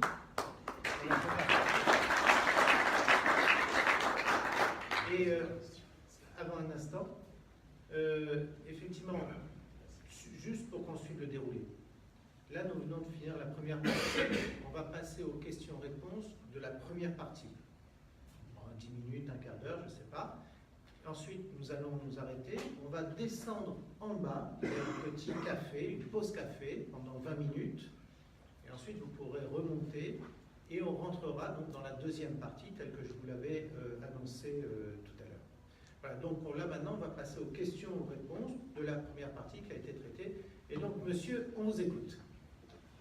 Non, je disais que les grosses entreprises, ce n'est pas toujours une référence. On a vu le cas de la Samir ici au Maroc et les déboires de la Samir, où il y a eu énormément de petits porteurs qui ont investi dans cette grosse entreprise qui se sont retrouvés sur la paille. Tout à fait, vous avez parfaitement raison de dire que les grosses entreprises ne sont pas immunes au système de faillite potentielle, et c'est en cela que toute l'approche patrimoniale d'un portefeuille est nécessaire.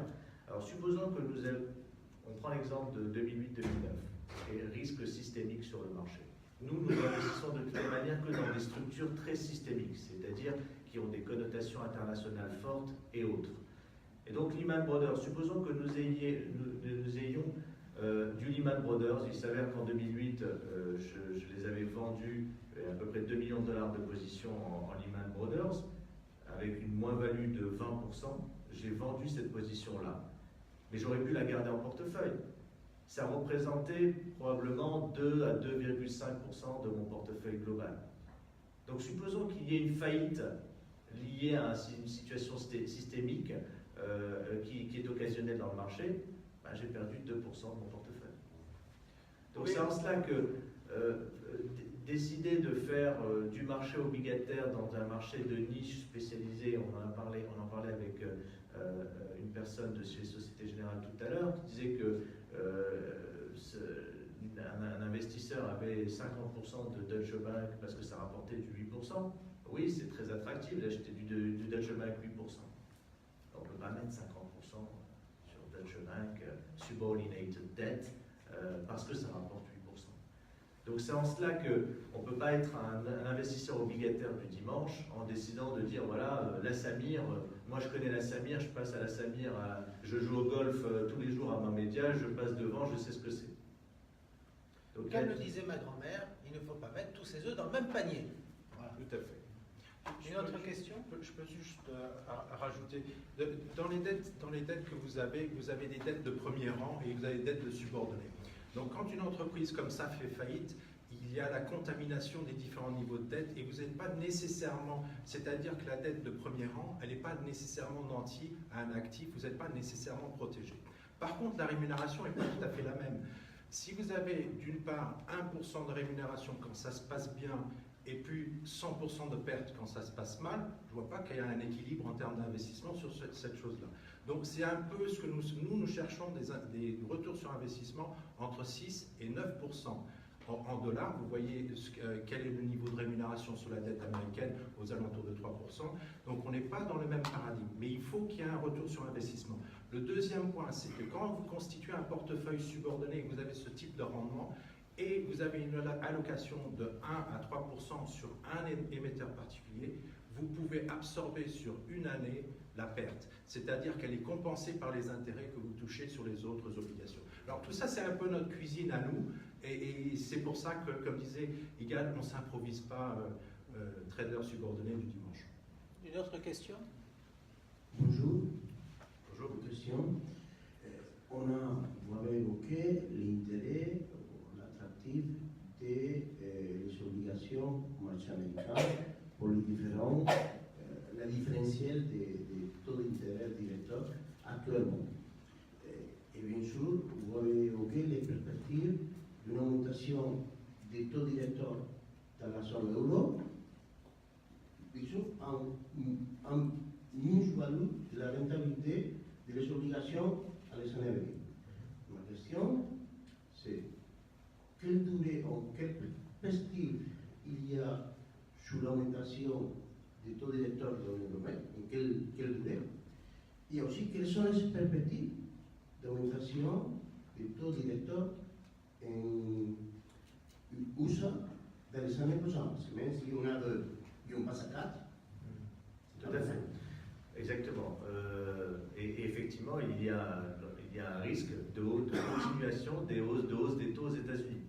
Donc en fait, alors, c'est une question compliquée, hein, qui prend en compte un certain nombre d'indicateurs économiques avancés dans le futur. Mais on prend par exemple, l'exemple des US aujourd'hui, où nous en sommes. Taux de croissance 3,5%, espéré pour 2019 entre 2,5 et 2,7%. La hausse des taux est passée de 0 à 2,25%. D'accord? Et ce qu'on remarque dans le marché, un indicateur avancé, c'est la courbe des taux d'intérêt entre le court terme et le long terme. Okay? Les taux courts sont à 2,25%. Les taux longs, le 10 ans US Treasury, est à 2,73%.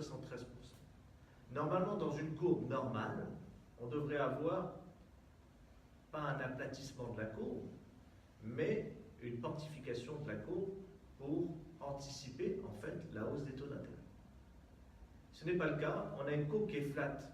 Donc les économistes disent que lorsqu'on a une courbe flat comme celle-ci, cela veut dire qu'on est probablement en perspective de potentielle récession. En fin de compte, ils n'y connaissent rien, ils n'en savent rien du tout. Combien d'économistes se sont trompés ou pas? Certains peuvent être des grandes stars, mais enfin, on ne sait pas. Il nous semble que le cycle de normalisation des taux d'intérêt aux États-Unis est déjà à phase de maturité. Donc probablement qu'on va remonter les taux de 25 à 50 points de base, pas plus. Et comme on ne sait pas, et parce que c'est pas trop la situation des taux d'intérêt directeurs aujourd'hui qui nous pose problème, c'est la partie longue de la courbe, qui est à 2,73%. Donc dans ce contexte-là, pour nous, avoir une duration modifiée de 2,42 années, ça veut dire une durée moyenne de nos obligations aux alentours de 3 ans, c'est un moyen sécuritaire pour nous de faire face à ces situations monétaires qui peuvent changer sur notre zone d'investissement dollar.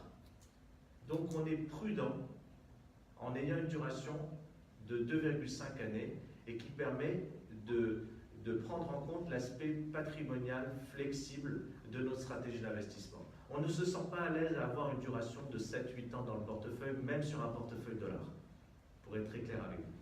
Alors sur la partie euro, il n'y a que du downside. Alors c'est pas qu'on n'est pas en train de vendre le dollar par rapport à l'euro, de vendre les États-Unis par rapport à l'Europe.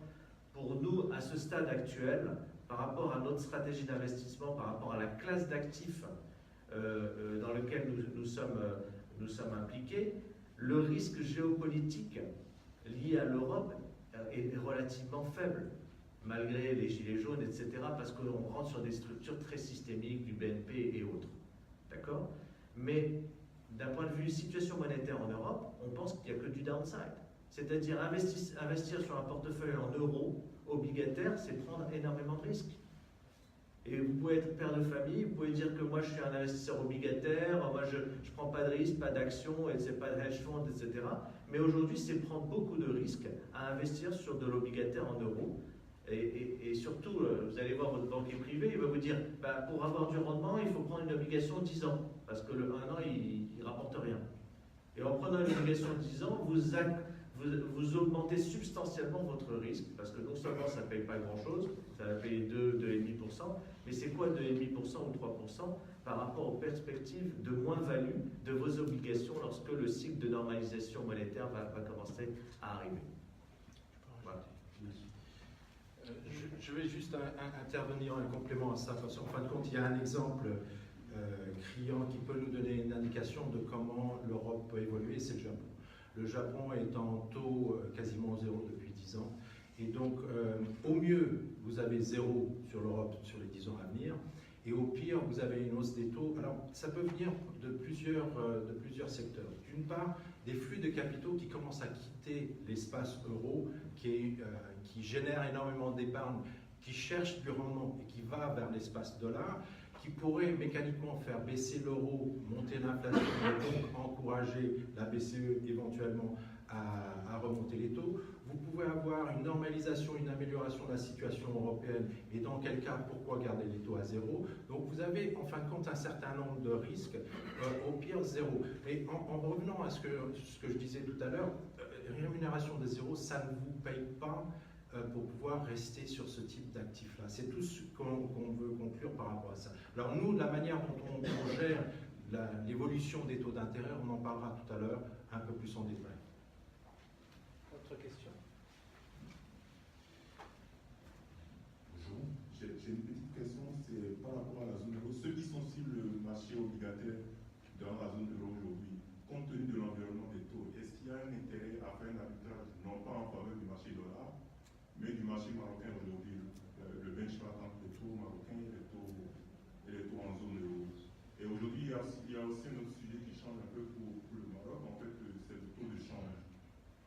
Parce qu'aujourd'hui, si je reviens sur le marché dirham, il y a moins de risques en fait, de taux de change. Est-ce qu'aujourd'hui, est-ce qu'il est possible en fait, de faire l'arbitrage entre le marché marocain, même si on est sur le marché obligataire, ici aussi on a des taux qui sont un peu plus bas qu'il y a quelques années. Est-ce qu'il est possible de faire un arbitrage en faveur du marché marocain, obligataire marocain? Oui, très bien. En fait, ça dépend clairement de votre situation de zone de résidence. Où est-ce que vous vivez? Quelle est votre monnaie de référence? Est-ce que la monnaie de référence c'est le dirham? Ou est-ce que la monnaie de référence c'est le dollar? Ou est-ce que la monnaie de référence c'est l'euro? Donc où est-ce que vous vivez? Si vous vivez au Maroc, bien entendu, clairement aujourd'hui les rendements au Maroc sont relativement attractifs. Okay, pas tant que ça en fait, hein, sur le marché obligataire. Il n'y a pas grand-chose en fait en termes de rémunération, de spread de rémunération, d'écart de rémunération entre du dollar et du dirham. Mais si vous êtes marocain et vous avez naturellement votre exposition marocaine et donc le risque de change de dirham n'est pas un problème pour vous, effectivement une pondération obligation en dirham est à allouer dans un portefeuille. En revanche, si vous êtes un investisseur qui est naturellement en euros ou en dollars, vous avez un risque de change sur la devise et surtout, on est en train de parler, alors le Maroc a fait énormément d'efforts d'un point de vue situation budgétaire, une situation géopolitique extrêmement stable, j'en suis convaincu, et ça ne va que s'améliorer. Mais vous êtes en train de parler d'un pays qui n'est pas un pays développé à l'échelle US ou Europe, donc c'est à prendre en compte pour un investisseur. Mais si vous êtes confortable avec le risque, oui, ça doit avoir une pondération en portefeuille. Aujourd'hui, dans le contexte actuel, par rapport au contexte de rendement-risque, on pense que les actifs en dollars, quelles que soient les zones géographiques des émetteurs, sont beaucoup plus attractifs pour nous que n'importe quelle monnaie de référence. Dans le contexte actuel, et ça peut changer demain. Aujourd'hui, c'est le cas. C'est pour cette raison que dans notre pondération de portefeuille actuelle, nous avons bien entendu un portefeuille géré en dollars, mais avec la majorité de nos émetteurs en zone euro. Alors pourquoi? Parce que vous prenez un anglo-saxon américain, I don't want to deal with Europe right now. C'est ça ce qu'ils disent. Donc, même s'ils voient un nom comme BNP Paribas, ils voient un rendement, un écart de rémunération de 200 points de base entre BNP Paribas et Bank of America, en dollars, ben il va dire c'est l'Europe, c'est les gilets jaunes, il ne va pas rentrer forcément dans les détails, et il va vendre d'une manière bestiale des actifs européens parce qu'ils ne veulent pas d'exposition Europe, parce que leur boss, dans le cadre de leur comité de direction, il n'a pas envie de se faire retoquer ou pour d'autres raisons. Il n'a pas envie d'avoir d'exposition en Europe dans le contexte actuel. Pour nous, c'est une opportunité à surpondérer la zone euro, mais en dollars. Donc avoir des actifs obligataires en dollars d'émetteurs européens. C'est un peu ces dislocations de marché qui font notre valeur ajoutée aussi, c'est qu'on arrive à trouver des émetteurs de qualité, gérés en dollars, et qui apportent une rémunération supérieure que pour un risque équivalent à ce qu'on peut trouver sur le marché domestique dans le contexte actuel. On ne peut pas les arrêter, ces traders. Quand ils sont partis, on les arrête. Je voulais rebondir sur un point que je trouve intéressant par rapport à votre question, monsieur. C'est que pour l'instant, nous, on a parlé de la gestion des actifs financiers à l'étranger. Bien. Pourquoi? Parce que, comme j'ai expliqué au début de la conférence, voilà, maintenant les gens ils peuvent déclarer leur portefeuille, etc., qu'ils ont à l'étranger. Vous avez des gens qui ont investi à l'étranger. Mais pourquoi aussi ils ont investi à l'étranger? Parce que peut-être qu'ils n'avaient pas aussi non plus de possibilité d'investissement au Maroc. Et vous savez que, alors moi je ne suis pas un spécialiste boursier, c'est eux les spécialistes boursiers, mais encore une fois je vous donne ma petite vision à moi. Vous voyez bien que la bourse de Casablanca, il y a très peu de cotations. Vous avez très peu d'entreprises qui sont cotées et l'encéphalogramme est un peu plat parce que les mouvements, il n'y a pas beaucoup de mouvements. Déjà, c'est une problématique. Ensuite de ça, quand vous êtes un gestionnaire d'actifs ou un conseiller en gestion patrimoniale, etc., vous essayez de conseiller vos clients sur toute une palette. Comme je vous l'ai dit, comme disait ma grand-mère, on ne met pas tous les œufs dans le même panier. Donc vous allez dire à quelqu'un, vous allez faire un peu de bourse, actions, obligations, etc. Vous allez faire un peu d'immobilier, un peu de ci, un peu de ça, un peu d'assurance vie. Et le marché marocain est encore un peu faible par rapport à ça. Alors il y a quelque chose qu'on attend, que beaucoup de gens attendent notamment, ce sont les OCPI, c'est-à-dire de la pierre papier, c'est-à-dire pouvoir investir dans des sociétés au Maroc qui vont avoir des biens, qui vont louer, etc., et que ça va rapporter de l'argent. Voilà, on est un peu en train de travailler là-dessus.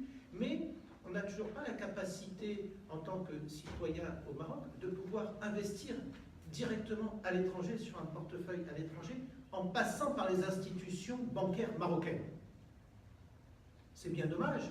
Et nous avons ici des banquiers dans la salle. Je pense qu'ils seraient très contents de pouvoir agir sur le marché étranger aussi. Alors on va dire, oui, mais on ne va pas faire sortir les devises. Non, bien sûr qu'on ne va pas enlever toutes nos devises.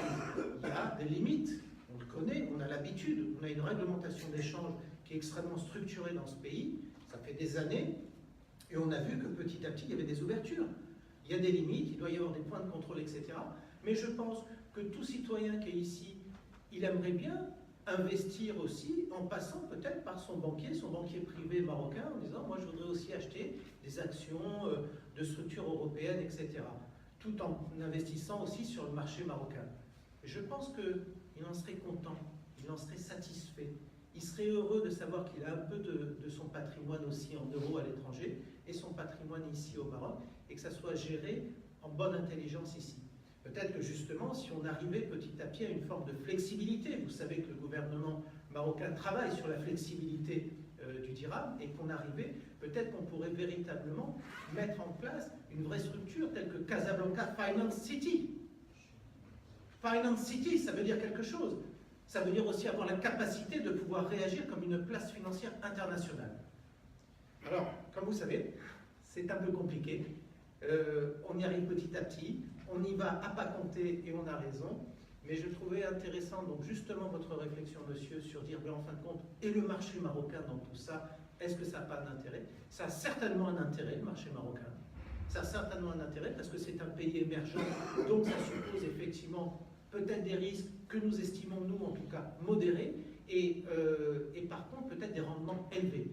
Après, c'est un jeu dirham contre des devises, et c'est ce qu'évoquait Igal, mais oui, à mon avis, c'est une réflexion qu'on devrait avoir pour pouvoir véritablement se retrouver et parler, quand on parle de la gestion d'actifs, pas simplement de la gestion d'actifs à l'étranger, mais de la gestion d'actifs d'une manière globale dans un patrimoine marocain. Une autre question? Madame? Oui, alors c'est une question de vocabulaire, donc moi je suis... merci. Donc c'est simplement une question de vocabulaire. Est-ce que je pourrais avoir de nouveau une définition claire de l'obligation subordonnée? Les autres, j'ai compris. Je vais vous la dire moi parce qu'ils ne sont pas clairs quand ils parlent. Moi, je parle.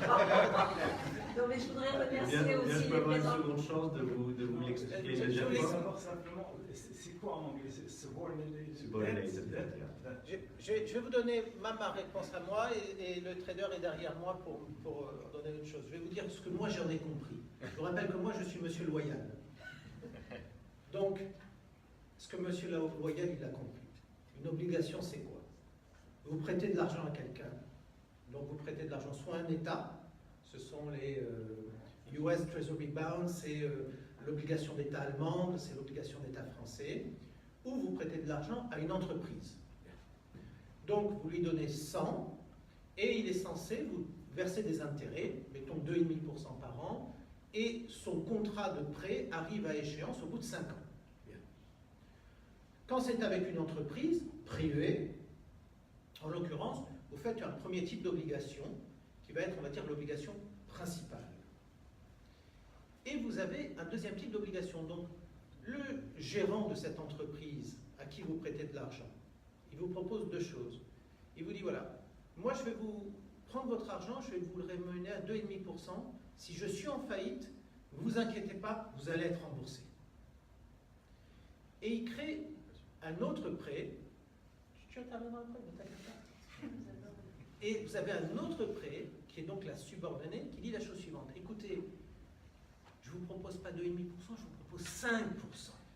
Simplement, attention, si jamais je fais faillite, vous ne serez pas la première à être remboursée. C'est d'abord la première, la principale qui sera remboursée. Quand on aura remboursé tous les créanciers principaux, ça sera subordonné donc au remboursement principal. À ce moment-là, s'il reste de l'argent, je vous payerai. Donc, naturellement, le risque étant plus élevé, le coût de l'argent est plus intéressant. Et toute l'alchimie que font nos amis dans leur cuisine, c'est quoi? C'est ils se posent la question, ils disent, est-ce que BNP Paribas, ça peut tomber en faillite? Alors ils vont se dire, bon, on va étudier, ils parlent des gilets jaunes à chaque fois. Je vais lui sortir mon gilet jaune à un moment. Bon. Ils se posent la question, ils se disent, est-ce que ça va tomber en faillite, BNP Paribas? A priori, non. Donc, qu'est-ce que j'ai comme risque? Je vais prendre la subordonnée, ça me rapporte plus d'argent. Merci. Alors, je vais apporter merci pour l'explication, Frédéric. Je vais apporter un petit bémol à l'explication de Frédéric. Quand il mentionnait que le détenteur de premier rang de cette obligation, donc dans dette senior, on est sûr d'être payé en cas de faillite. On n'est pas sûr d'être payé en cas de faillite en tant que premier rang. Je prends un exemple qui est proche de votre zone de couverture, en l'occurrence OCP par exemple. Donc le détenteur d'une obligation en dette senior, c'est-à-dire en premier rang, va prêter de l'argent à l'OCP. Mais si l'OCP fait faillite, il n'est pas sûr d'être payé sur l'obligation de dette senior. Il n'est pas sûr. On dit simplement qu'en achetant une obligation de dette subordonnée, c'est-à-dire de deuxième rang, si OCP fait faillite, d'accord, ils paieront d'abord les obligataires de premier rang. Mais ce n'est pas sûr qu'ils payent les obligataires de premier rang. Mais s'ils les payent, ils paieront d'abord les obligataires de premier rang avant de payer les obligataires de second rang.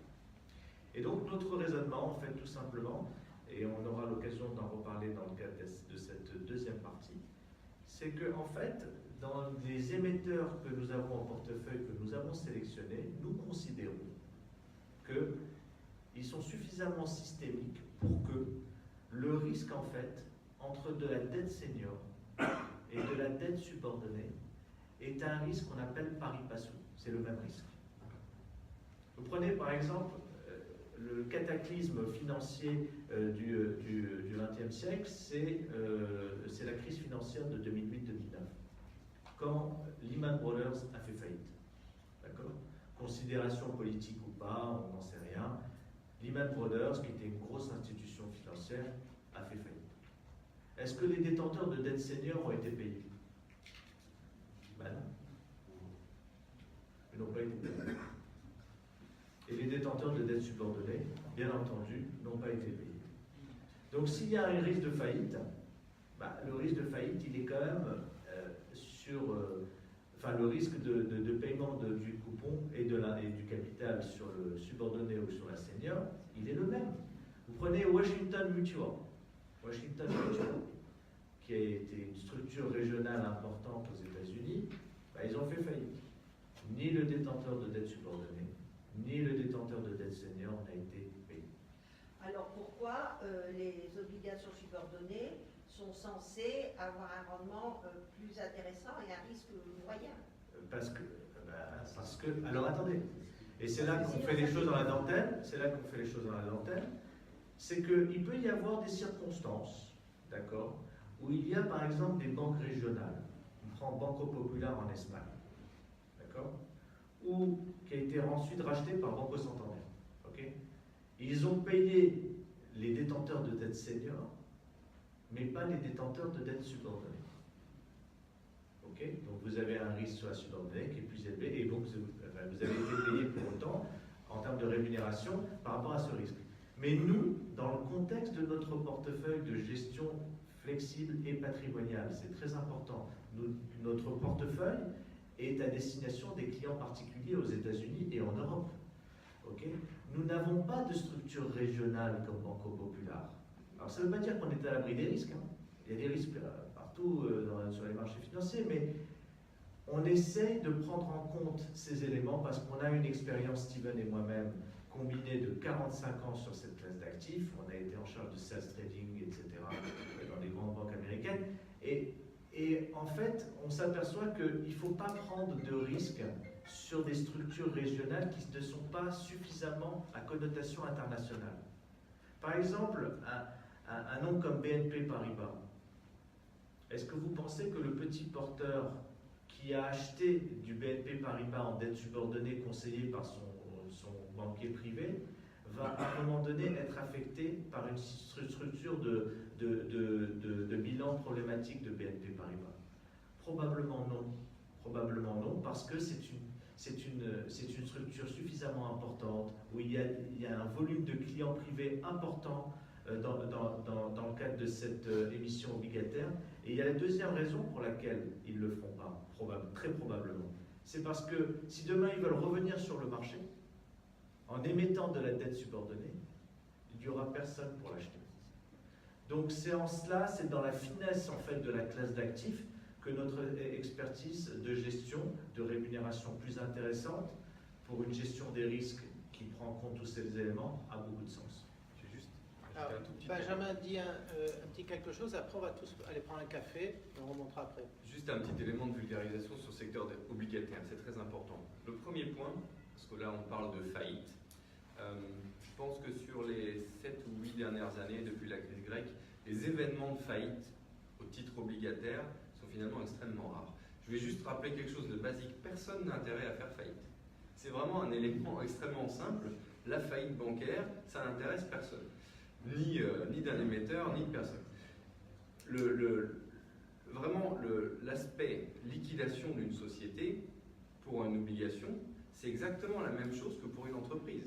Lorsqu'une entreprise entre dans ce scénario-là, un liquidateur est mandaté, on paye les premiers rangs, l'État, les employés, et ensuite on s'attaque au rang obligataire et puis on découpe. Si jamais la société, lorsqu'elle est découpée, revendue ou on a réalisé son actif et qu'il reste quelque chose post-terminaison de la liquidation, on va rembourser les obligataires, on va regarder dans quel rang ils sont les obligataires et à la fin on remboursera les actionnaires. Okay, donc c'est vraiment, ce que vous regardez là, c'est le scénario catastrophe qui statistiquement s'est pas réellement énormément produit sur les années de crise, même après la crise grecque. Effectivement, la Grèce, c'était un défaut, ça a fait faillite. Effectivement, Lehman Brothers, c'était un défaut, ça a fait faillite.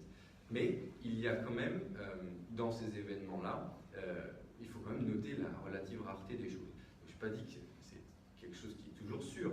D'ailleurs, le risque est plus important, donc le rendement relatif est plus important. C'est un couple rendement-risque. Plus le coupon, c'est-à-dire quel est l'intérêt de BNP de vous donner du 2% sur une obligation senior et une obligation subordonnée à 2%. S'il y a un différentiel de rendement, et ça c'est vrai dans toute la finance, plus vous avez un différentiel de rendement, plus vous avez un différentiel aussi de risque. Et aussi quelque chose de très important, c'est que leur métier, notre métier, c'est d'être dessus tous les jours. Vous nous payez pour ça. Donc techniquement, notre talent, c'est d'essayer de trouver dans cette marée de risques ce qui nous semble être le plus favorable, ce qui nous semble avoir une opportunité justement de ne pas faire faillite ou de ne pas entrer, parce que la faillite c'est la cata, c'est plutôt de rester dans un environnement de stabilité le plus important possible. Une obligation avant de faire faillite, comme il l'a dit, lui, très justement, quand Lehman Brothers il a senti que quelque chose n'allait pas, c'était à moins 20%. Un investisseur privé, quand il a moins 20% sur une ligne, la première chose qu'il fait d'habitude, c'est « je ne fais rien, j'attends ». Un gérant, quand on commence à voir le sang, et surtout aux États-Unis, on se dit qu'après c'est une hémorragie, c'est pas que ça se résorbe. Donc généralement on coupe. Et après on réfléchit. Donc c'est des autres méthodes, c'est une autre manière de travailler, c'est quelque chose qui rend la gestion d'actifs, c'est votre argent. On n'oublie jamais que c'est votre argent. Par contre, on n'oublie jamais que c'est aussi notre responsabilité. Donc, quelque part, vous nous payez pour avoir le sang-froid. Et on essaye de l'avoir. C'est pas toujours évident, parce que nous aussi, on a des émotions, nous aussi, on a des sentiments vis-à-vis des titres, et c'est beaucoup de feeling aussi. Mais il faut quand même savoir, à un moment donné, gérer le risque. Quand il dit ces obligations-là, on les panache dans un portefeuille, ce que disait monsieur tout à l'heure, ça ne viendrait jamais à l'idée de mettre 100% d'un portefeuille sur un seul émetteur. Donc effectivement, si on devait avoir des difficultés sur un titre, on sait que ça pourrait affecter le portefeuille à hauteur d'une certaine proportion qui ne rendra pas l'investisseur extrêmement fâché. Donc on essaie toujours de gérer la partie descendante. Donc ça, c'est la première méthode, c'est d'abord la gestion d'actifs. J'ai vu que cette société Carmignac, qui est assez énorme, a changé son appellation de gérant d'actifs en gérant de risque très récemment. C'est lié aux performances. Mais le fait est de dire que c'est pas faux. On travaille, on construit les choses de manière à essayer d'éviter les petits trous sur la route. Parfois, ils sont énormes, parfois, on en prend quelques-uns. C'est pas toujours évident, comme vous avez connu le mois de novembre-décembre, où tous les risques sont allés dans le même sens, c'est-à-dire vers le bas et en même temps. Les obligations ont baissé, les actions ont baissé, chacun à son niveau. Ceci dit, c'est pas aller vers le haut. Donc, on travaille comme ça. Donc, c'est vraiment dans la définition brute. Oui, effectivement, les risques de faillite sont le risque ultime. Avant d'arriver là, il y a tout des signes avant-coureurs d'un séisme. Et on essaye de se situer ici pour gérer justement ces événements. Voilà. Donc, si vous voulez bien, on va descendre. On va faire une petite pause café d'un quart d'heure. Et après, on reviendra et on rentrera vraiment sur les stratégies en termes de gestion. Merci.